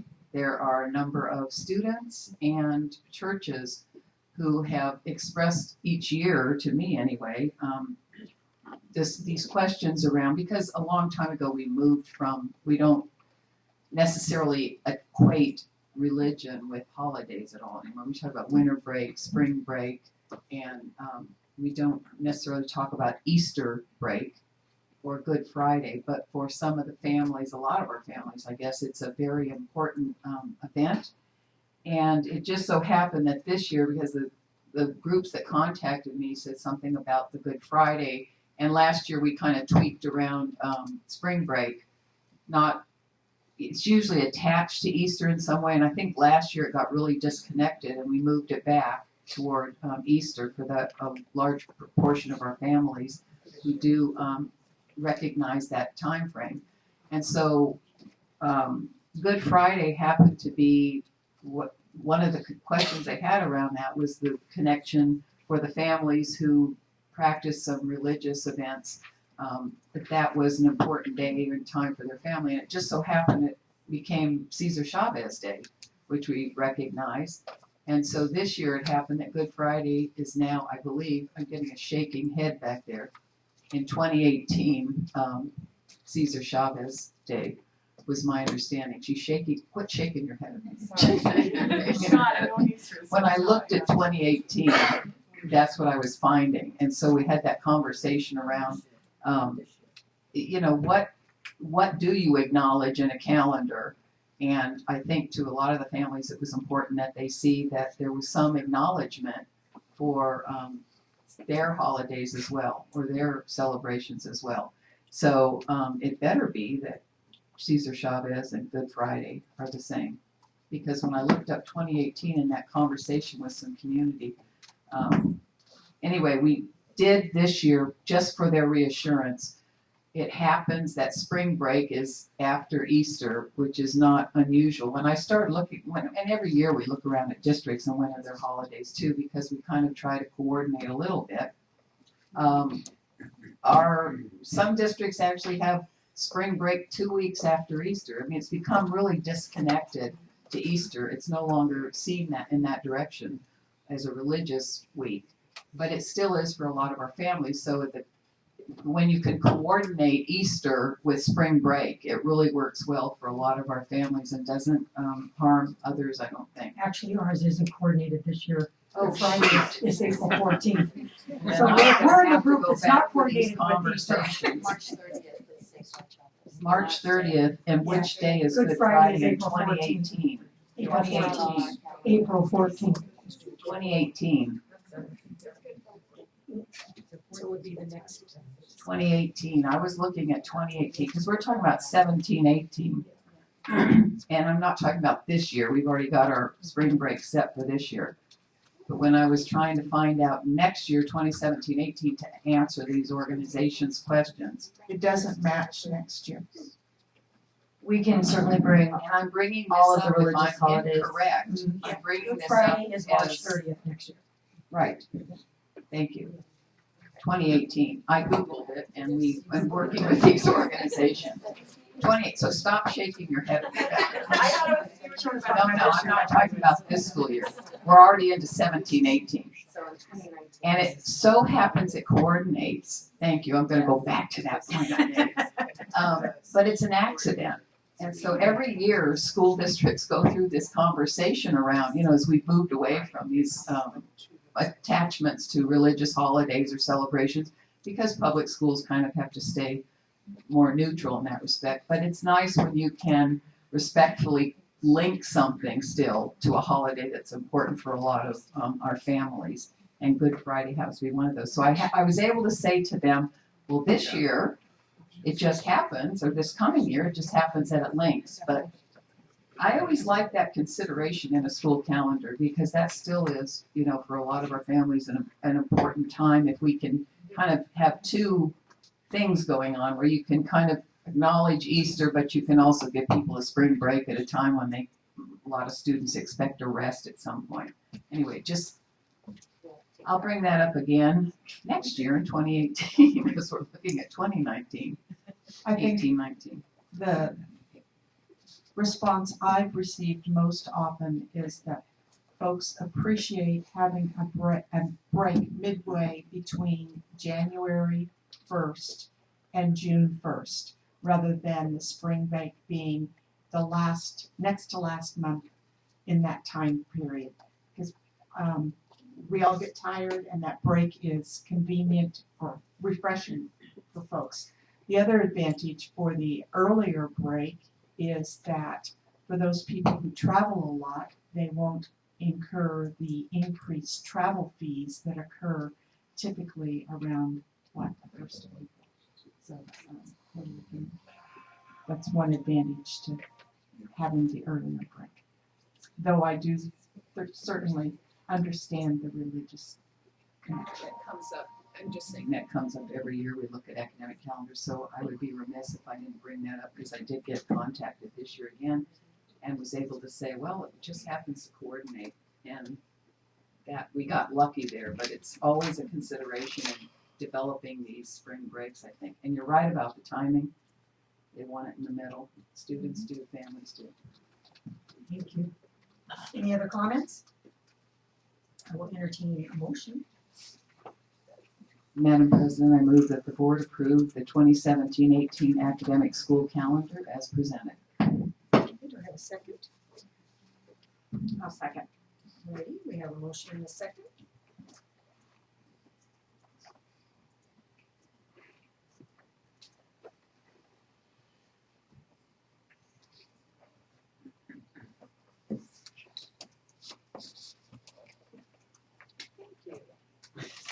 That passes 5-0-0.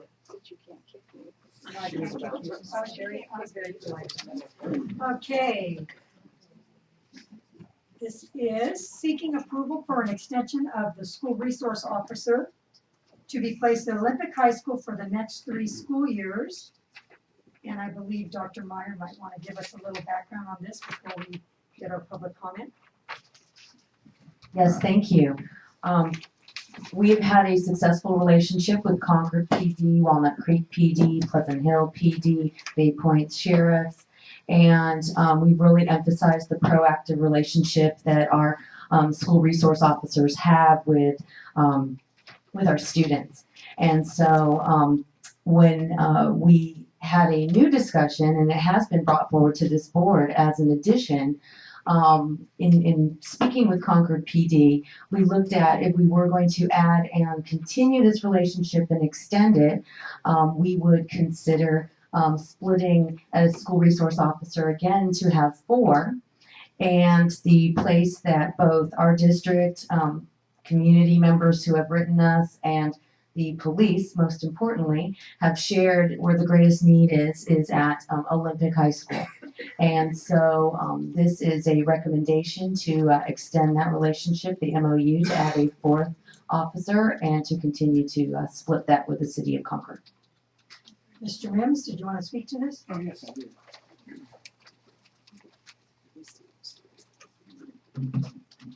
The total contract is $1,973,540.44. And you pay half and the city pay half. So it's not just one school, it's 4 schools. One of the concerns I have in reading the staff report on it, I'm concerned about whether or not with the SROs on campus, whether or not you're operating under penal code or ed code, whether or not if a student get into a fight, a regular fight, and somebody's not hurt bad, the student under ed code is supposed to be suspended. But but under penal code, you'll be arrested. So my concern is that, and that's not explained in this report here, and it's somewhat troubling to me. There's some other language in this report that's also troubling. For example, reasonable suspicion. That you can search a kid. Well, under excuse me, under California Ed Code, you do have a right if you suspect that some student has something on him or something. But the police do not have a right to search them. And if they do, then they have to read the child his Miranda rights. And so my concern is, when you have these officers on your campuses, are they operating under penal code and ed code? And how many arrests have they made for example, defiance of authority? If a police officer tells a kid, stop doing this, no, I'm not going to do it. Under California Ed Code, you can be suspended, but if you operate under penal code, that officer can't arrest this kid. So it's somewhat troubling to me. I'm also concerned about the student access to records. The students have student rights, constitutional rights. So you just can't just give over records if someone has not done anything. And so that's another problem. But let me go back to reasonable suspicion. One of the examples you provide is suspicious movement, illicit behavior. What is considered a suspicious movement? Now, what we've been witnessing around this country is racial profile. And so if a black or another student, a minority student, walks wrong or looks wrong, do you have a right to say that, I suspect him or her of a crime and then go and search them? That is my concern right there. So your resolution itself is somewhat troubling, and those things need to be cleared up. Thank you. Thank you. Would you like to address any of that? I will certainly address what I can, and I know our council had to leave. I would share, first of all, that meeting the school resource officers, they were picked specifically to work with young people, and that was one of my very first questions, because there's certain people who are good at the SWAT team, and there are certain people who are better at working with the community.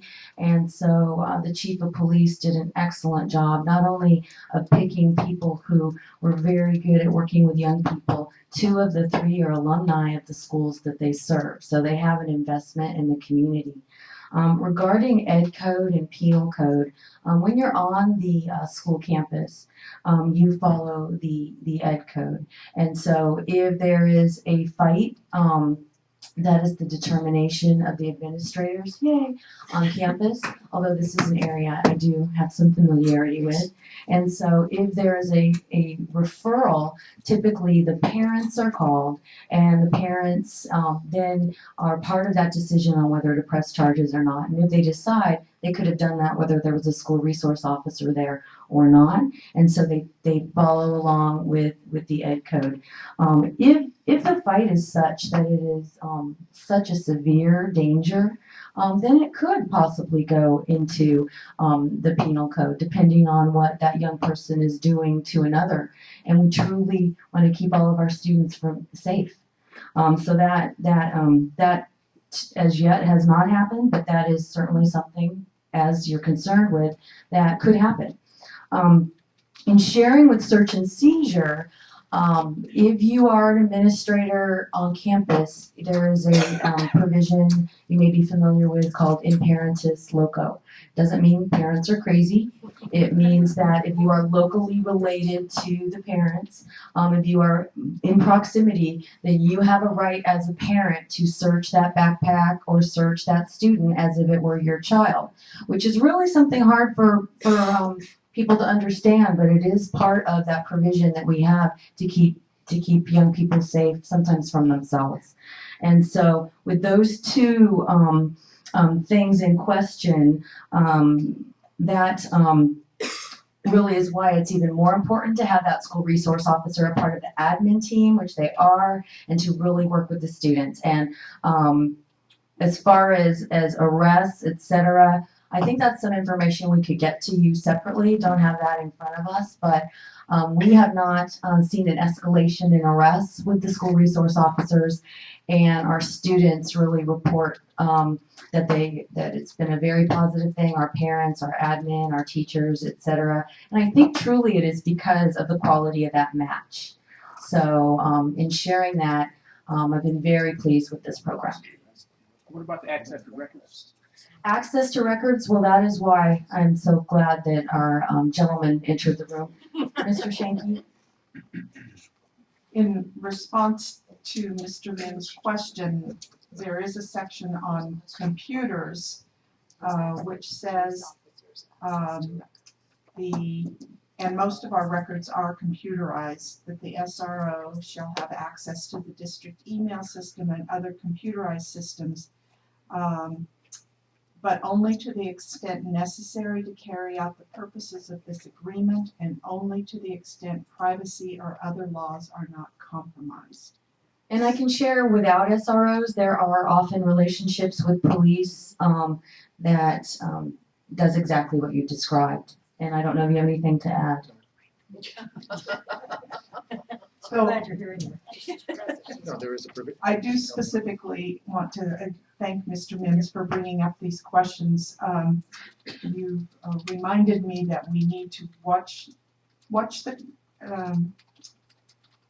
relationship with the police departments closely, so that we are ensuring that our students are protected, their rights are protected, and that their parents are involved to the whatever extent is possible when there is a problem at the school site. And I think that's where parents don't understand that in certain situations, law enforcement and the school district have more rights than parents do on the campus. Exactly. And the comment about any kind of bias or profiling is not limited to any profession. And so it is something that, you know, we should look at in a broader place as well. I know there's been a lot of things in the news about racial profiling, and there's been deaths, most certainly. And I believe that the strong relationship that we've had with the police, our chief of police from Concord sits on our equity committee. He trains his officers and has these conversations with them. And once again, it's not limited to a occupation. It's really, you know, an individual thing, but the training needs to be broader. I would just also add in the document in 16C, it does state if confidential student records information is needed but no emergency situation exists, the information may be released only upon probable cause and exigent circumstances, the issuance of a court order, or by written authorization of the parent or guardian. And this original contract was reviewed exactly with FERPA in mind.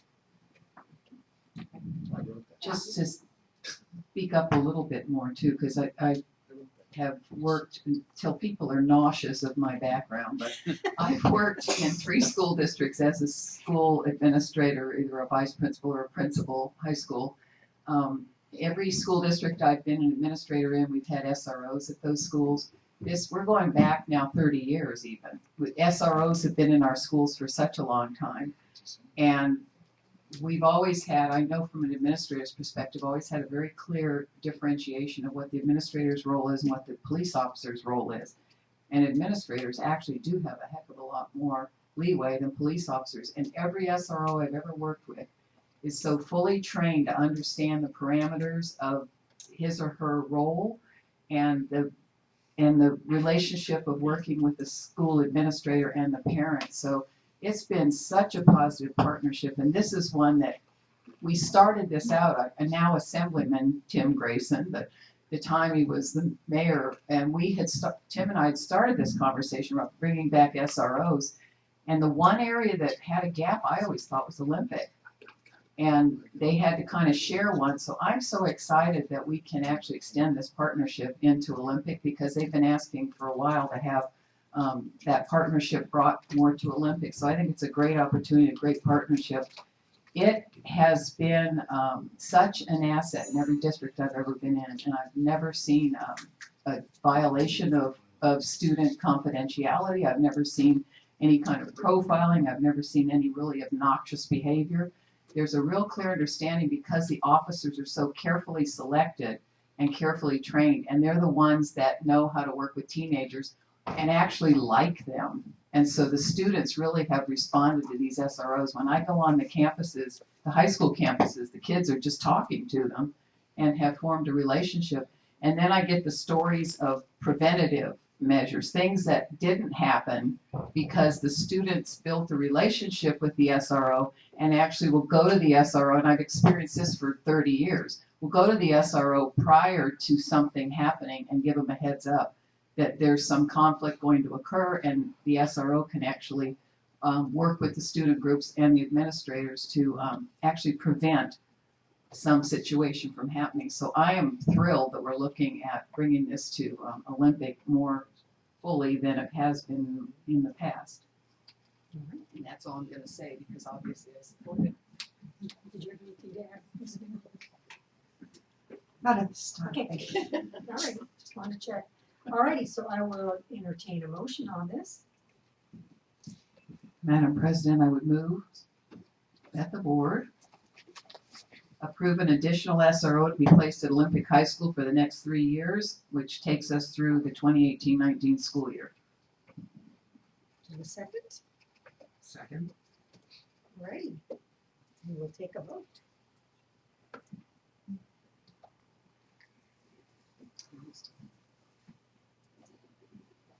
And that passes 5-0-0.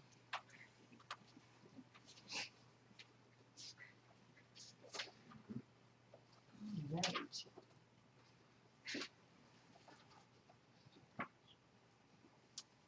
Moving right along. A Sutter Health Memorandum of Understanding. Youth Bridge, sponsored through Sutter Health, will be providing underserved students a meaningful exposure in healthcare careers and mentorship. And this will be part of the Career Technical Education Incentive Grant and the Workforce Innovation Opportunity Grant. Based on student performance in class, they will have an opportunity to participate in a paid internship this summer. Students could earn a total of $1,400 that would be coming out of the grant money that we are receiving. Is there anything else you would like to add, Dr. Martin? Any questions or concerns or speaker cards? All right. I'm sure you have something you want to add, Mr. I just have a question. Okay. So, and maybe I missed it, but is there, how are the students selected for this? I know there Is were- it specific to one particular. I believe we have a Since she stayed here all Yeah. day. Yeah. Might as well get up. and I understand that this goes to Sutter and then they will send it back to us, is that correct? I believe so. So we've selected 10 students, and the way the 10 students were selected is we reached out to the MBTA program at Mount Debo High School and the Health Academy at YV and the biotech program at College Park. And so we asked teachers to refer students who they thought would be able to commit. And then we had a parent orientation night of which we had 20 students and parents. And then from that orientation, we received about 12 applications. And so College Park actually the teacher said that all the students who completed applications were equally qualified. So they pulled, the teacher pulled names out of a hat to select the 4 from that school. So, yeah. Any other questions? Yeah, that's good to know. Yeah. Thank you. Thank you.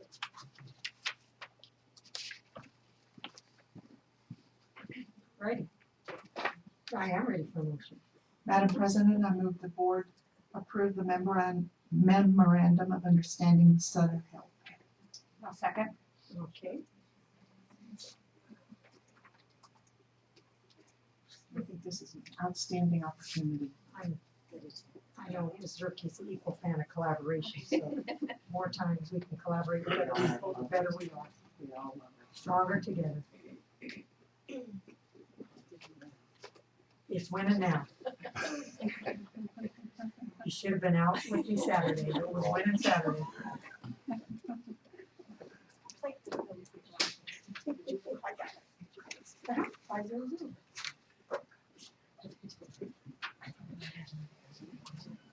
Alrighty. Create a 211-day position for school nurse extended year.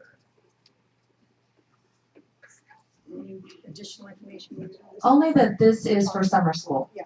So we've added the summer school program days on top of the regular nurses calendar year.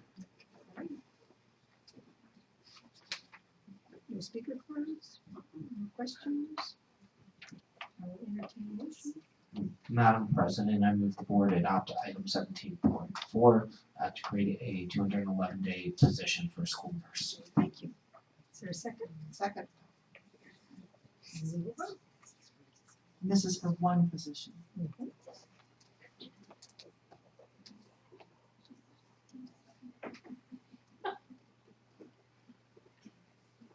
Okay, that passes 5-0.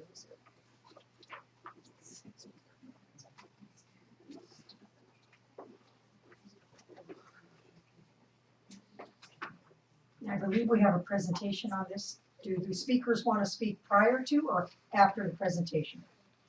After, Okay. I need to know what you guys have to say. All right. I think it would be better. So, okay, let's have a presentation. Maybe your questions will be answered. I'd like to ask if John Ye, who has been our counsel on our charter interactions, to please come forward and he will share information on the process and the resolution. Thank you. Good evening, President Mason, members of the board, Superintendent Dr. Meyer. My name is John Ye from the law firm of Burke, Williams, and Sorensen. I'm going to give a brief overview of Proposition 39 since the district has engaged in this process in past years.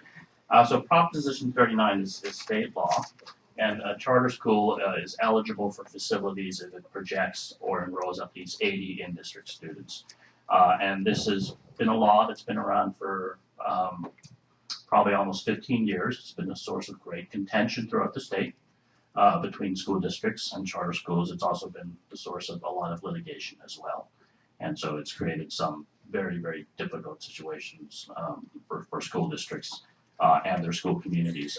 And so the obligation to provide facilities to charter schools applies even if the charter was granted by another agency. Here we're talking about Rocket Ship's charter school, Rocket Ship Education. That charter was granted by the State Board of Education on appeal last year, but the charter school is still eligible under Proposition 39, even though it's not a district authorized charter. Significantly, under the law, there's no exemption. Districts are not exempt from the requirements if, upon a showing of hardship or upon a showing that there's no capacity. If the charter school qualifies, the law requires school districts to offer the space to the charter schools. There is a requirement in the law that facilities offered must be contiguous, furnished, and equipped, and reasonably equivalent to the district schools that the charter school students would ordinarily attend if they were not attending the charter school. And the obligation extends to not only offering teaching stations or traditional classrooms, but also to non-teaching and specialized teaching facilities. And how we determine reasonable equivalence, how we determine how much the capacity of space to be offered is governed by regulations that have been approved by the State Board of Education. On the slide is the timeline for Proposition 39. I'll not run through the entire timeline, but I'll hit the highlights. The charter school in question here made a written facilities request by the November 1st deadline. So tonight, we are asking the board to consider a resolution that's supporting the district's preliminary offer of facilities to the charter school. And that is due to the charter school no later than February 1st. And I'll explain in a little more detail what that resolution involves. But this is the juncture of the process that we're at, the preliminary offer, which is due February the 1st. So Rocket Ship Education is, as we know, currently occupying shared facilities at Ayers Elementary School. And the basic rule under Proposition 39 is that the facilities offered to the charter school shall be contiguous. In other words, they shall be contained either on one site or sites that are contiguous to each other, sites that are immediately adjacent to each other. There is an exception, and the district is allowed to place charters or allocate facilities to a charter school on multiple sites that are not adjacent to each other. But the district has to do a number of things. It needs to make findings that it's unable to accommodate the charter school's entire population in one site, and it has to consider student safety, and it has to minimize the number of sites. So Rocket Ship's projections and the district's counter projections, the district has made a determination that the district is unable to locate the charter school currently based on what we know at a single site. And so the law requires the board to pass a resolution and adopt findings to support the preliminary offer if the preliminary offer is over. It locates a charter school in more than one site. So we have the proposed resolution in the board packet. We do have an update to the resolution. And so what happened is that we posted the resolution to meet the board deadline on Friday, but I continued working with staff to analyze the capacity of the district. And so the resolution that staff was presenting to the district, we would request a deletion of Section 3. Section 3 currently reads that the district cannot offer facilities at Glenbrook to the charter school, and that's on page 3 of the resolution, without impacting or vacating the Seneca program, which provides valuable services to district students as part of the district mental health collaborative. So upon review, the staff has determined that there may be some capacity. Glenbrook, as you know, is a school that was closed a number of years ago. So we would bring the resolution to the board and request that the board, either by friendly amendment or revision in the motion, adopted without Section 3 on page 3. So in terms of, again, where we are in the process, since the offer is due February the 1st, staff will prepare and deliver a legally compliant resolution to Rocket Ship no later than February 1st. To the extent that the offer is for more than one site, we need to accompany that preliminary offer with written findings, and those are the written findings that are contained in the resolution that we have before you, as well as the exhibit. So I'll open it up for questions and board discussion as well, either on the resolution or on the preliminary offer itself, if the board has any questions or direction on how that should look. Thank you. Anybody have any questions that they would like Mr. Ye to address? Mr. Lawrence?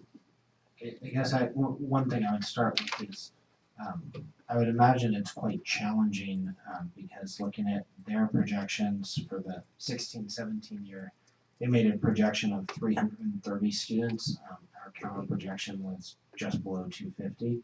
They actually ended up at 101.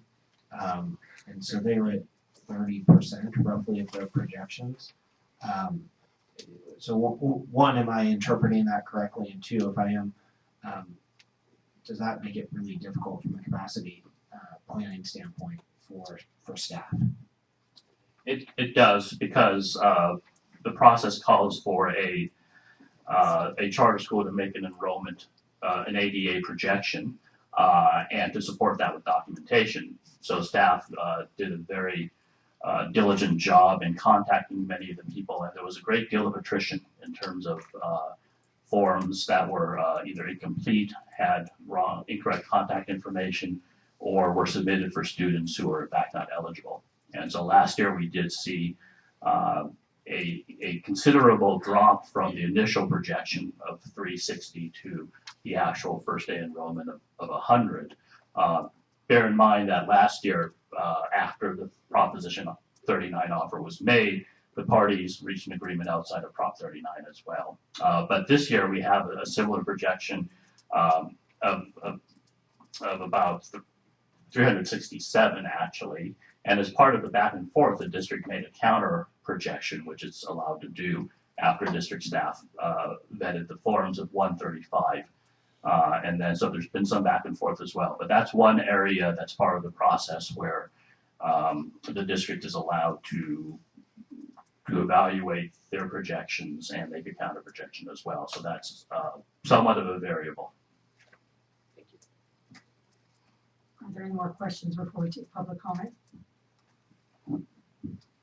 Okay, we're going to go ahead and take public comment. You might have some questions afterwards. All right, Anitra Rossetti.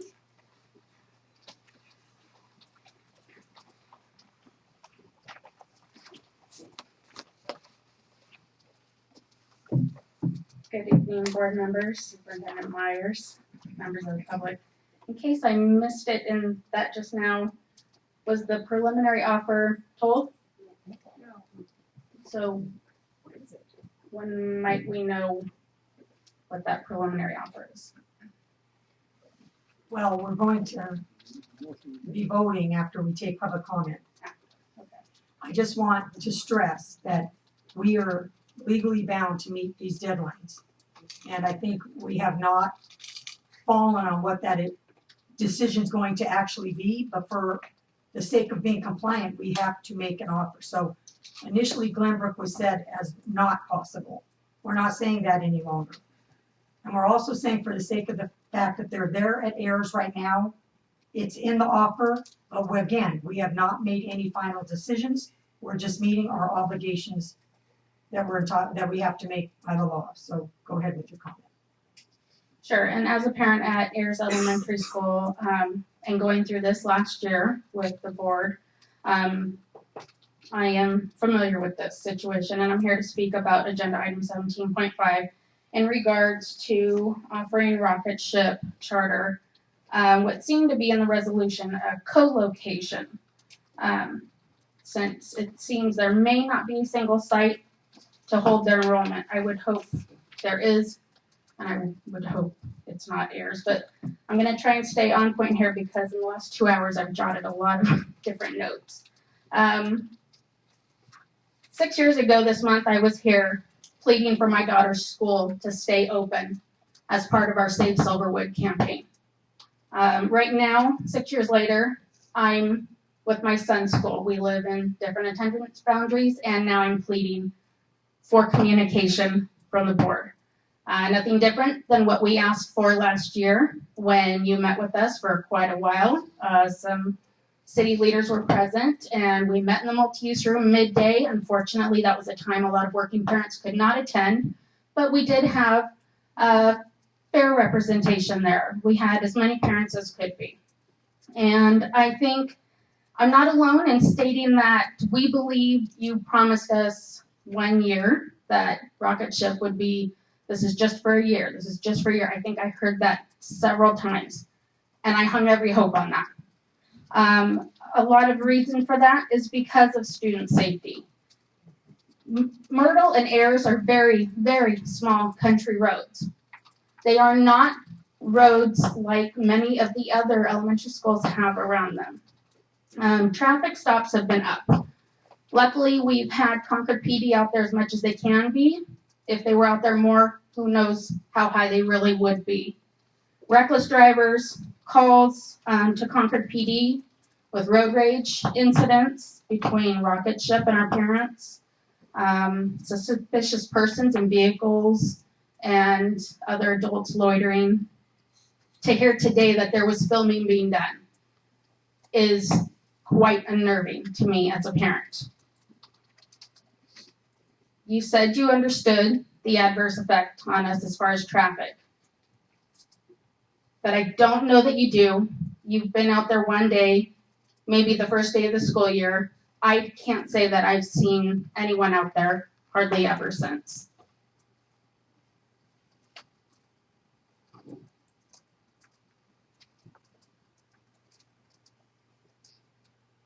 I'm sorry, I'm just trying to read around on my scratch, my notes here.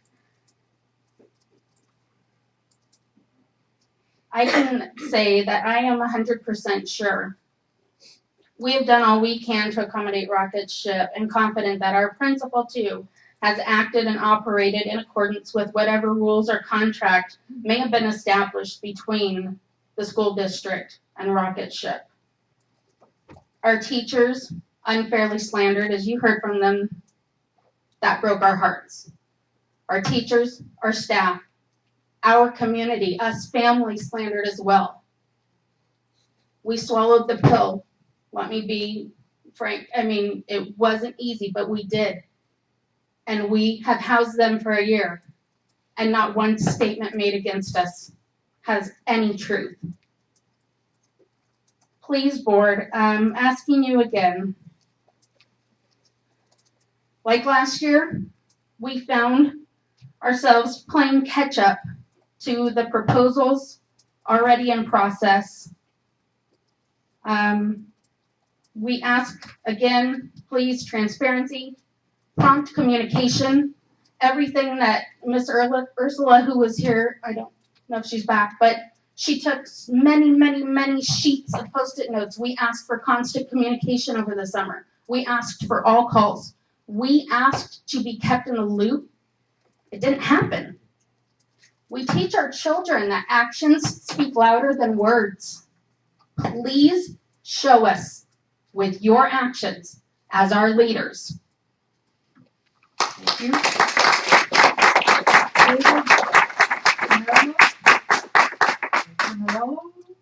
Close enough. Close enough. Sorry, I left my glasses at home, so I'm going to have to go. I was not prepared for this meeting. Greetings to all of you. My name is David. I'm the father of 3 Ayers students. I'd like to address a few things in Rocket Ship's complaint. Counter to Rocket Ship's statement, I'm not a fluent nor white. I'm a Pacific Islander, a blue-collar guy, a retired Army soldier, and a former police officer, so I pay pretty close attention to the neighborhood, traffic, that kind of stuff. I grew up in San Francisco and went to inner-city schools, and I've experienced going to a prison-like school surrounded by security guards, metal detectors, and high fences. The area Rocket Ship occupies at Ayers is nothing like that. I'm offended that Rocket Ship's statements compared our campus to a prison. I'm offended by Rocket Ship's claims that our teachers look down on or racist towards the Rocket Ship students or staff. Our school is very diverse. I believe it's only 50% white. Our teachers wouldn't last long if they were behaving in that manner. I understand that the school district doesn't want to spend money and our finite resources on a school that doesn't really give back to us. I understand it'll be expensive to relocate the Rocket Ship campus somewhere else. But the question at this point isn't what about Rocket Ship? Rocket Ship is here to stay. The state mandated that. You or I, we don't have a choice. We have to roll with that. So again, the question is not getting rid of them, but what is the welfare of the students now? Is it better to shoehorn 2 schools and so many kids into one area, increase the traffic, and change the safety parameters of the area? Or would it be healthier for all the students to find Rocket Ship a home of their own? Somewhere that they can be proud of, call theirs, and that they can feel comfortable in. Thank you very much. Thank you.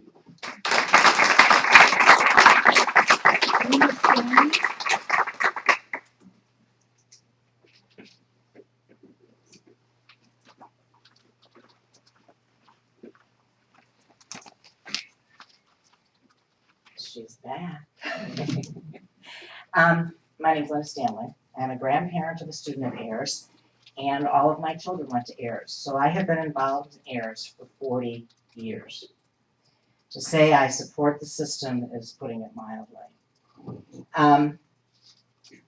It's kind of like here we are again, taking our precious time to discuss Rocket Ship, a charter school who preys on socioeconomic groups with the disguise of better education. But the purpose, the bottom line purpose of the administration, I'm not talking the teachers and the students, is to make money and erode the public education system. That's their bottom line. We all know no more students can be placed on Ayers. They shouldn't have been put there in the first place. You played a chess game and you lost. We were promised by you that no more students would be put on the Ayers campus, so I'm really anxious to hear what your preliminary recommendations are going to be. And I'm sure the Silverwood parents don't want them there either, so where are they going to go? If you've opened up Glenbrook, that's certainly an option. But again, we need to hear from you, and again, we're not getting that communication, so we need to hear from you where you would like them to go. You knew this was coming. The city of Concord has been shooting down every place that Rocket Ship has attempted to go. And as far as I know, obviously, if they're asking for another year, they don't have a place to go. Now on the claims of racism, I want to thank these teachers who have to get up early tomorrow morning to face these students for sitting out this meeting this long. Thank you, all of you. They are not racist. And if anything, Rocket Ship owes an apology to the entire staff and campus of Ayers. And in looking at a bigger picture, I find it very convenient that this complaint is being filed at the same time Rocket Ship wants more space. Did anybody ever think that Rocket Ship again is playing us? Rocket Ship again? It's not the parents. Rocket Ship is behind, encouraging the parents to file a claim. And it is a claim so that you can force the board to give them what they want. Not what the board wants to do for them, but what they want the board to do for them. I think Rocket Ship parents need to look at their own administration, at their recruiters that recruited them to go to the school, to see if they're delivering on what they promised, or they being led down a rosy path that is just a dirt road. Thank you.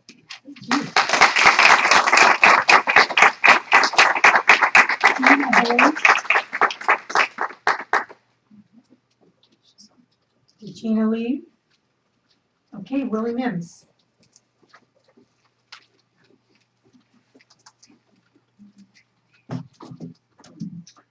To the board once again. I'm not here to take one side or another. But my concern is the students, all the students, not just the students at Ayers, but the students at Rocket Ship too.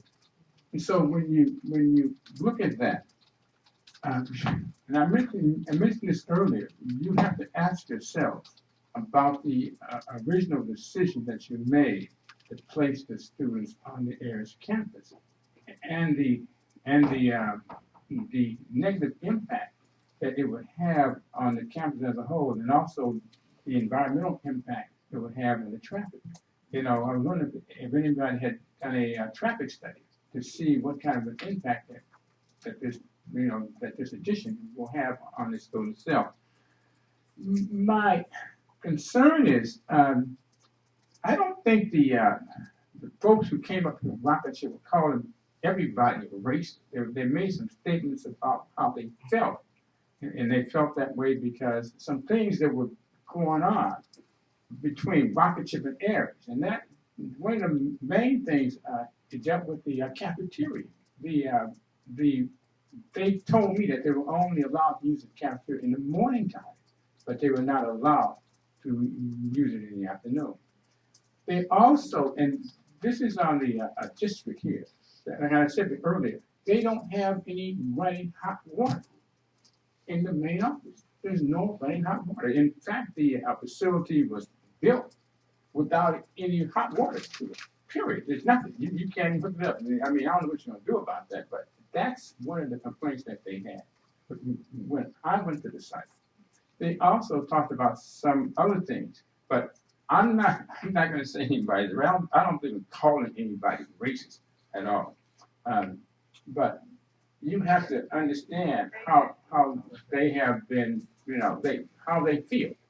And so that's why I say, they have their own feelings about how they think that they have been treated or mistreated. And so that's why they filed the civil rights complaint, not against Ayers Elementary, but against the Mount Unified School District. I believe that's what they did. That's what they should have done. But anyway, okay. So you have 6 sections here, or 7. So I'm trying to figure out which one of these are you going to do. Maybe, as someone pointed out earlier, that maybe you should take a serious look at a separate site for that will house every one of the rocket ship students. That way, you won't cause any problems, any more problems that you've already caused with the students and the teaching staff, at the elementary school itself. So hopefully, you will make the correct decision this time that will not come back to haunt you. Thank you.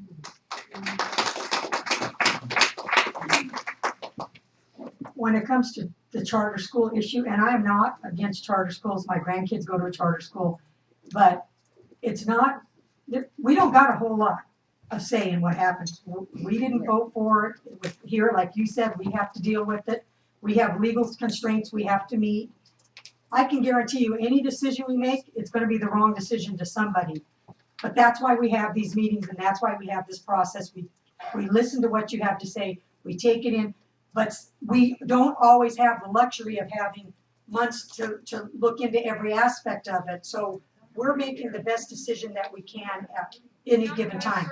We had to wait for a certain time to see if they even had a certain number of students. And it's hard to get those real numbers. We do the best we can. So, excuse me, it's my turn. Sorry. So we're not saying the resolution that we're looking at tonight is the final resolution that's going to happen next year. We're saying that we need to meet the requirement of the state. Correct. Right now, they're sitting at Ayers, so that's one of the schools that's mentioned in the resolution.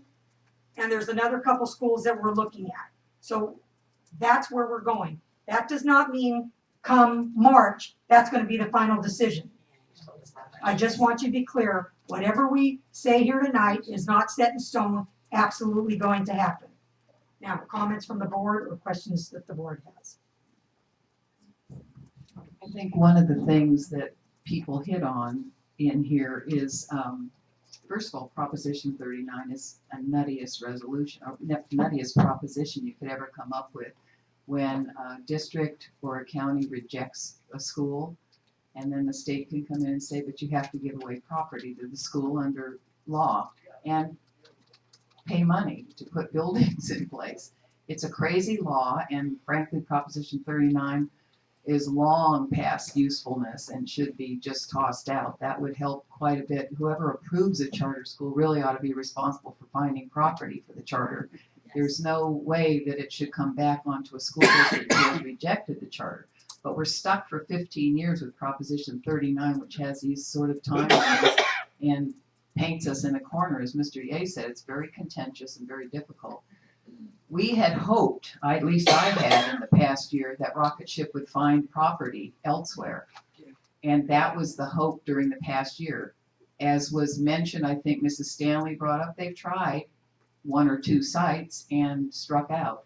A lot of people don't want them in the area. I mean, they bring with them traffic. The location they found off of Oak Grove, there was a big pushback because they said we can't have elementary kids on that street. 2 or 3 people have been struck walking on that road, and so they got pushed back there. We had hoped, again I had, in the past year that they would find their own facility. It doesn't look like it's panning out right now. And that was one of the conversations we had with them last year, and we're optimistic that that might occur. But now at this point, there's a lot of pushback for where they might be placed. As Mrs. Mason said, there is absolutely no good location for them. We rejected them. We're being pushed back on again by the state to say you need to find a facility. We don't have a single facility to place them at. Again, it's not even reasonable that a school district should have to come up with any property whatsoever, but we're stuck with this crazy proposition. We don't have a single facility to place them at anymore. Their numbers are fuzzy math. They've been fuzzy math since they entered our district, and they've jumped up and down. Originally, they were going to have several hundred students, and they were asking for all sorts of space, and that dropped quickly down to less than 1/3 of those kids, I think, that they said they were going to have. Same thing this year. They've come up with numbers. One of the issues with charter schools is they frequently have fuzzy math over the number of students. They always have a waiting list of 500 students that never manifest themselves. They're always touting the numbers of students that they have coming there. And we get kind of trapped in their fuzzy math. So they say we're going to have 500 students, and then oops, no, suddenly it's less than that. It's 300 and something. Then suddenly when our staff, which was very diligent in checking those signatures that they turn in with their interested people, suddenly that drops significantly down to less than half of that. Again, back down to about 1/3 of those students, I think, that they said would be interested. So there's this numbers game that goes back and forth between the district and the charters and trying to get to the bottom line. So we're caught in all of those binds. It's not excuse making, it's a bad law. It's a bad law, and anybody who could assist best would be to get rid of Proposition 39, which hampers school districts, into taking on schools that we don't think are in the best interests of our students. We think our programs are in the best interests of our students. I think some of the behavior we've seen is not friendly. It's so bad.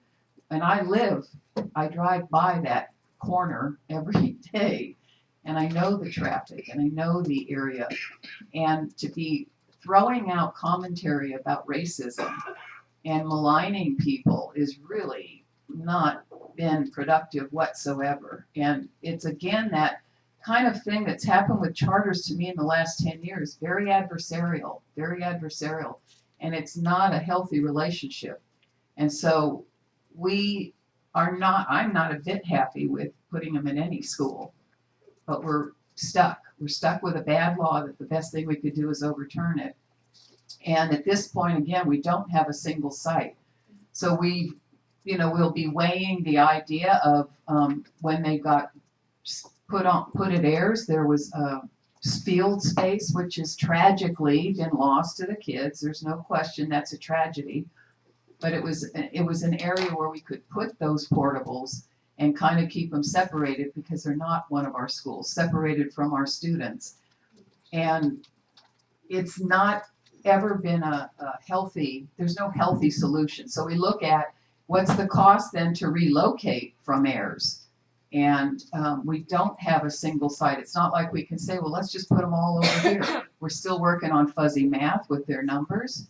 And what happened, we found last fall was, remember how many students they were going to have? And then I think 100 turned up as near as we could figure. And so sometimes we're giving space based on crazy math. And it's an imposition on the community, maybe more so than it has to be. So weighing this, it's like, which evil child do you want to keep? I mean, there's no perfect solution in any of these things. And so we're weighing probably 2 sites that we're going to have to offer them because their claim is that they're going to expand somewhat beyond Ayers. We're certainly not going to be putting more portables on Ayers. That's a craziness. We can't accommodate that many kids. So it's a really imperfect system, and the best thing we could do is rid ourselves of Prop 39, but in the meantime, we're stuck. We're stuck without a single site, without anybody who wants them in the neighborhood. And I told Anitra the best thing she could do is run for school board. I remember talking to you at great length. I said, run for school board, Anitra. She has a lot of good insight and background in her parent role. But even if you were sitting up here on the school board, you'd be going, this is horrible, because there is no good way to make a decision. As Mrs. Mason said, we're going to be hated by any number of people. And what I really hate is Prop 39 and the idea that we have to take on renters we didn't ask for, who then turn around and malign our community and our staff. And it's pretty reprehensible. But that's the bad system we're stuck with. So you're going to hate us all the way around. Everybody, somebody somewhere will hate us. That's part of the. May we ask to hear the locations that are in this preliminary offer, please? So, if you'll give me a minute, I'm happy to address that. First, I look back to a year ago, and I think we, as individual board members, many of us have explained that the short time frame was largely driven by the fact that this decision was one that we had rejected the school, and then a timeline was forced upon us. So that's why there was an accelerated timeline. But if I were a parent from Ayers, I certainly would have felt blindsided last year.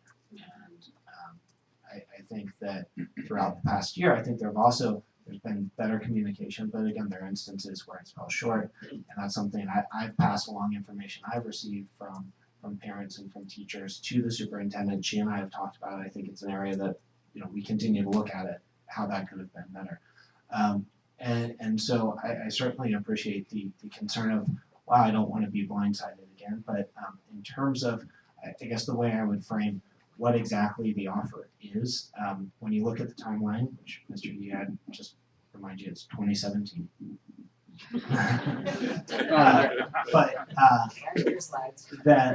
Yeah, you can't use last year's slides.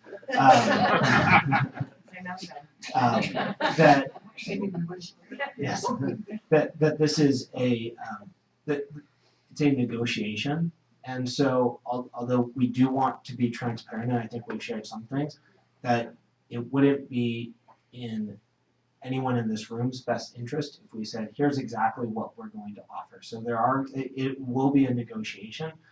It would be brought before the public. The public would have a chance to give input. I think right now we're trying to listen, but we're constrained in terms of saying, well, here's what we're going to do, because I believe that would adversely impact our negotiating position. Can we make a comment? Can we add ourselves for comment still? I think we're ready for motion, actually. So Can I ask a we question? aren't gonna know. That's a no. We basically. already had the public comment part. Yeah. Well, it wasn't I don't really mean that. clear to I mean, me it's a no. that my comment should have been pushed to this part of it. So I wouldn't have spoke earlier if I would have known that this is everything that you were gonna discuss during this part. Would it have changed what your input was? Yeah, 100%. Okay, I'll give you 1 minute. So I guess my question is that you keep saying that you have to meet this deadline as if you had to make this decision in a rush. But as I understand it, they put in an application for more space in December 1st. So you've actually had all that time to come up with an offer. So I'm a little confused why it seems so rushed. My next concern is, the reason we're so concerned is this is exactly how the process went last time, where this actually wasn't communicated to us. The only reason we knew to be here is because I called the school district. We didn't get a letter saying we're going to discuss it tonight. So this is exactly what happened last year. And we were told it was a preliminary offer, but nothing changed. So we're very concerned. And my bigger concern is that the environment at Ayers has become very tense, and the students aren't safe. And I'm wondering if it would be possible, since we were promised a year, to remove Ayers from the proposal and consider taking the students and putting them at the space at Glenbrook that they would fit, and then moving the portables to the field on Glenbrook. Thank you for your comments.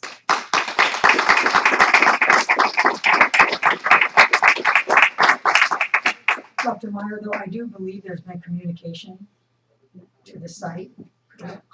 They're saying they're totally blindsided and didn't know we. And your other schools are blindsided too. They're in the same position we're in last year. Yeah. We don't get anything. This is a February to May push again, and you have to see this is on repeat. This is like a broken record. I'm gonna let, because apparently I didn't explain it well, Mr. Ye explained, there's this process that has to happen. And when we have to look, you wanna know why we're not there? We have to look at space. We just want you to be honest. I'm telling you the honest truth. School started in August. We have to look at how many kids are at all the sites. It changes all the time. It changes daily. So there's a whole process we have to go through, Mr. Wood. So the Let us know what's going on, please. yeah, so this is the process. We do get the request in November, and everything goes in 30 days. So we have 30 days to object to the projections, and that's what we did. Right. We issued the counter projection. Staff spent most of that month of November calling people and verifying their actual intent. The charter school has until January 2nd to respond to the counter projection, which they did. And so February 1st is the preliminary, the regulations actually call it a preliminary proposal. They use the term preliminary offer. And then by March 1st, the charter school has a chance to respond to it. So this is, the preliminary offer is not the binding or the final offer. The charter school has a chance to respond in the 2 months before we come back and approve the final offer. A lot can happen, including discussions with Rocket Ship. Rocket Ship, I would hope, would be continuing to look for a new site as well. Under the education code and the regulations, actually only the final offer must be approved by the board. Some districts, not all districts, actually take the preliminary offer to the board. But we want to be transparent. Well, we did, and we also have the resolution as well. And so this is a way of putting the process out in the public earlier. And then in December, my understanding is, if they didn't even have 80 kids, then we're not beholden to give them space. Is that correct? Well, that's the purpose of the December 1 letter, is that if they don't have the 80 kids, we write them a letter and say you're not eligible, and there will be no offer. But And that's been a number that's been hard to pin down. the number that the district came up with was 135. Alrighty, thank you, sir. Is the offer part of public record of your Mr. minutes? Lawrence? So I would just, last year, just very bluntly, this board was told things by members of staff which were not true. And at least some of those people are no longer with the district. And what I would ask tonight of the superintendent, what concerns me, I think people have, I think we've thoroughly gone over kind of the process, but it seems like there is another gap in communication in terms of informing the community and letting them know. And so I'm hoping the superintendent between now and our next meeting can help us understand that, because I do know you and I had spoken, I know members of your staff had gone out, but it doesn't seem like it disseminated where it needed to. And I think that's something that one, I would love if you have any thoughts tonight, great, but also at the very least at our next meeting, if we could understand that better. I appreciate the opportunity to share on that. The principal who's here has been dogged really in asking, are they still going to be here? Are they still going to be here? What is the plan? What is the plan? And truly, the resolution hasn't been voted on, so there isn't definitive information to give to the site currently at 9:55. So. Why does it say on the agenda then that we're gonna discuss the district's findings in this situation? So, excuse me, so in discussing the communication, what we didn't wanna do is go out and go to, the school and say, well, we've been visiting and saying, we don't know. And so, yes, they requested it, but we also know that they're in negotiations, as was mentioned. This is a timing thing. This is the last meeting where we had a lot of distractions and conversation about unhappiness there and treatment. It really has kind of all happened right now within the last few days. And as far as where they will be, I think you said it very clearly that this is the first offer, then there's a second, then there's a third, then there's a fourth. And so as far as communication, we've been out there, we've been saying, here's what we know. They are currently housed here, but we don't know how many students will be here next year. We did say it's our preference not to have more of anything on that campus. And the principals even advocated so far as to say, well, if they move, perhaps we can use these classrooms in a different way, or do we want them moved? So there's been a lot of conversations around what if, but without any definitive answers about what we're obligated to do. We haven't really gone out and said, here's what it is, because we don't want to say something that isn't correct. You want to get a heads up? Okay, so I will entertain a motion at this time, unless you have some comments. Okay. Madam President, I move that the board adopt Resolution 16-17-27 by striking Section 3 and renumbering the remaining sections.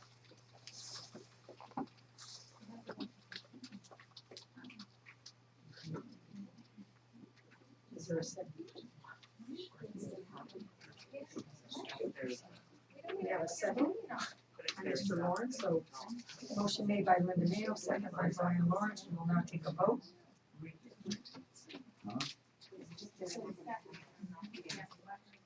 It might be nice if we just said, this is our offer, take the bait. Waste of time. Waste of time.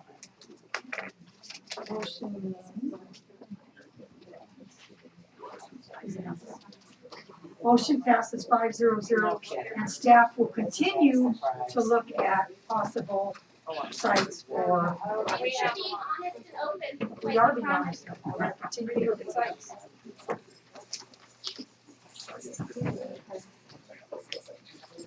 I don't think we need a meeting extension. I think we do have the resolution we have to sign. So, any future agenda items, please send them to me. And they're just very interesting. I think so.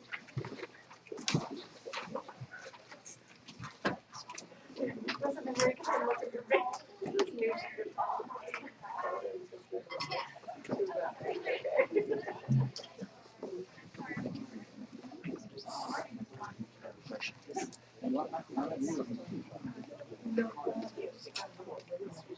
just like that. Let's go to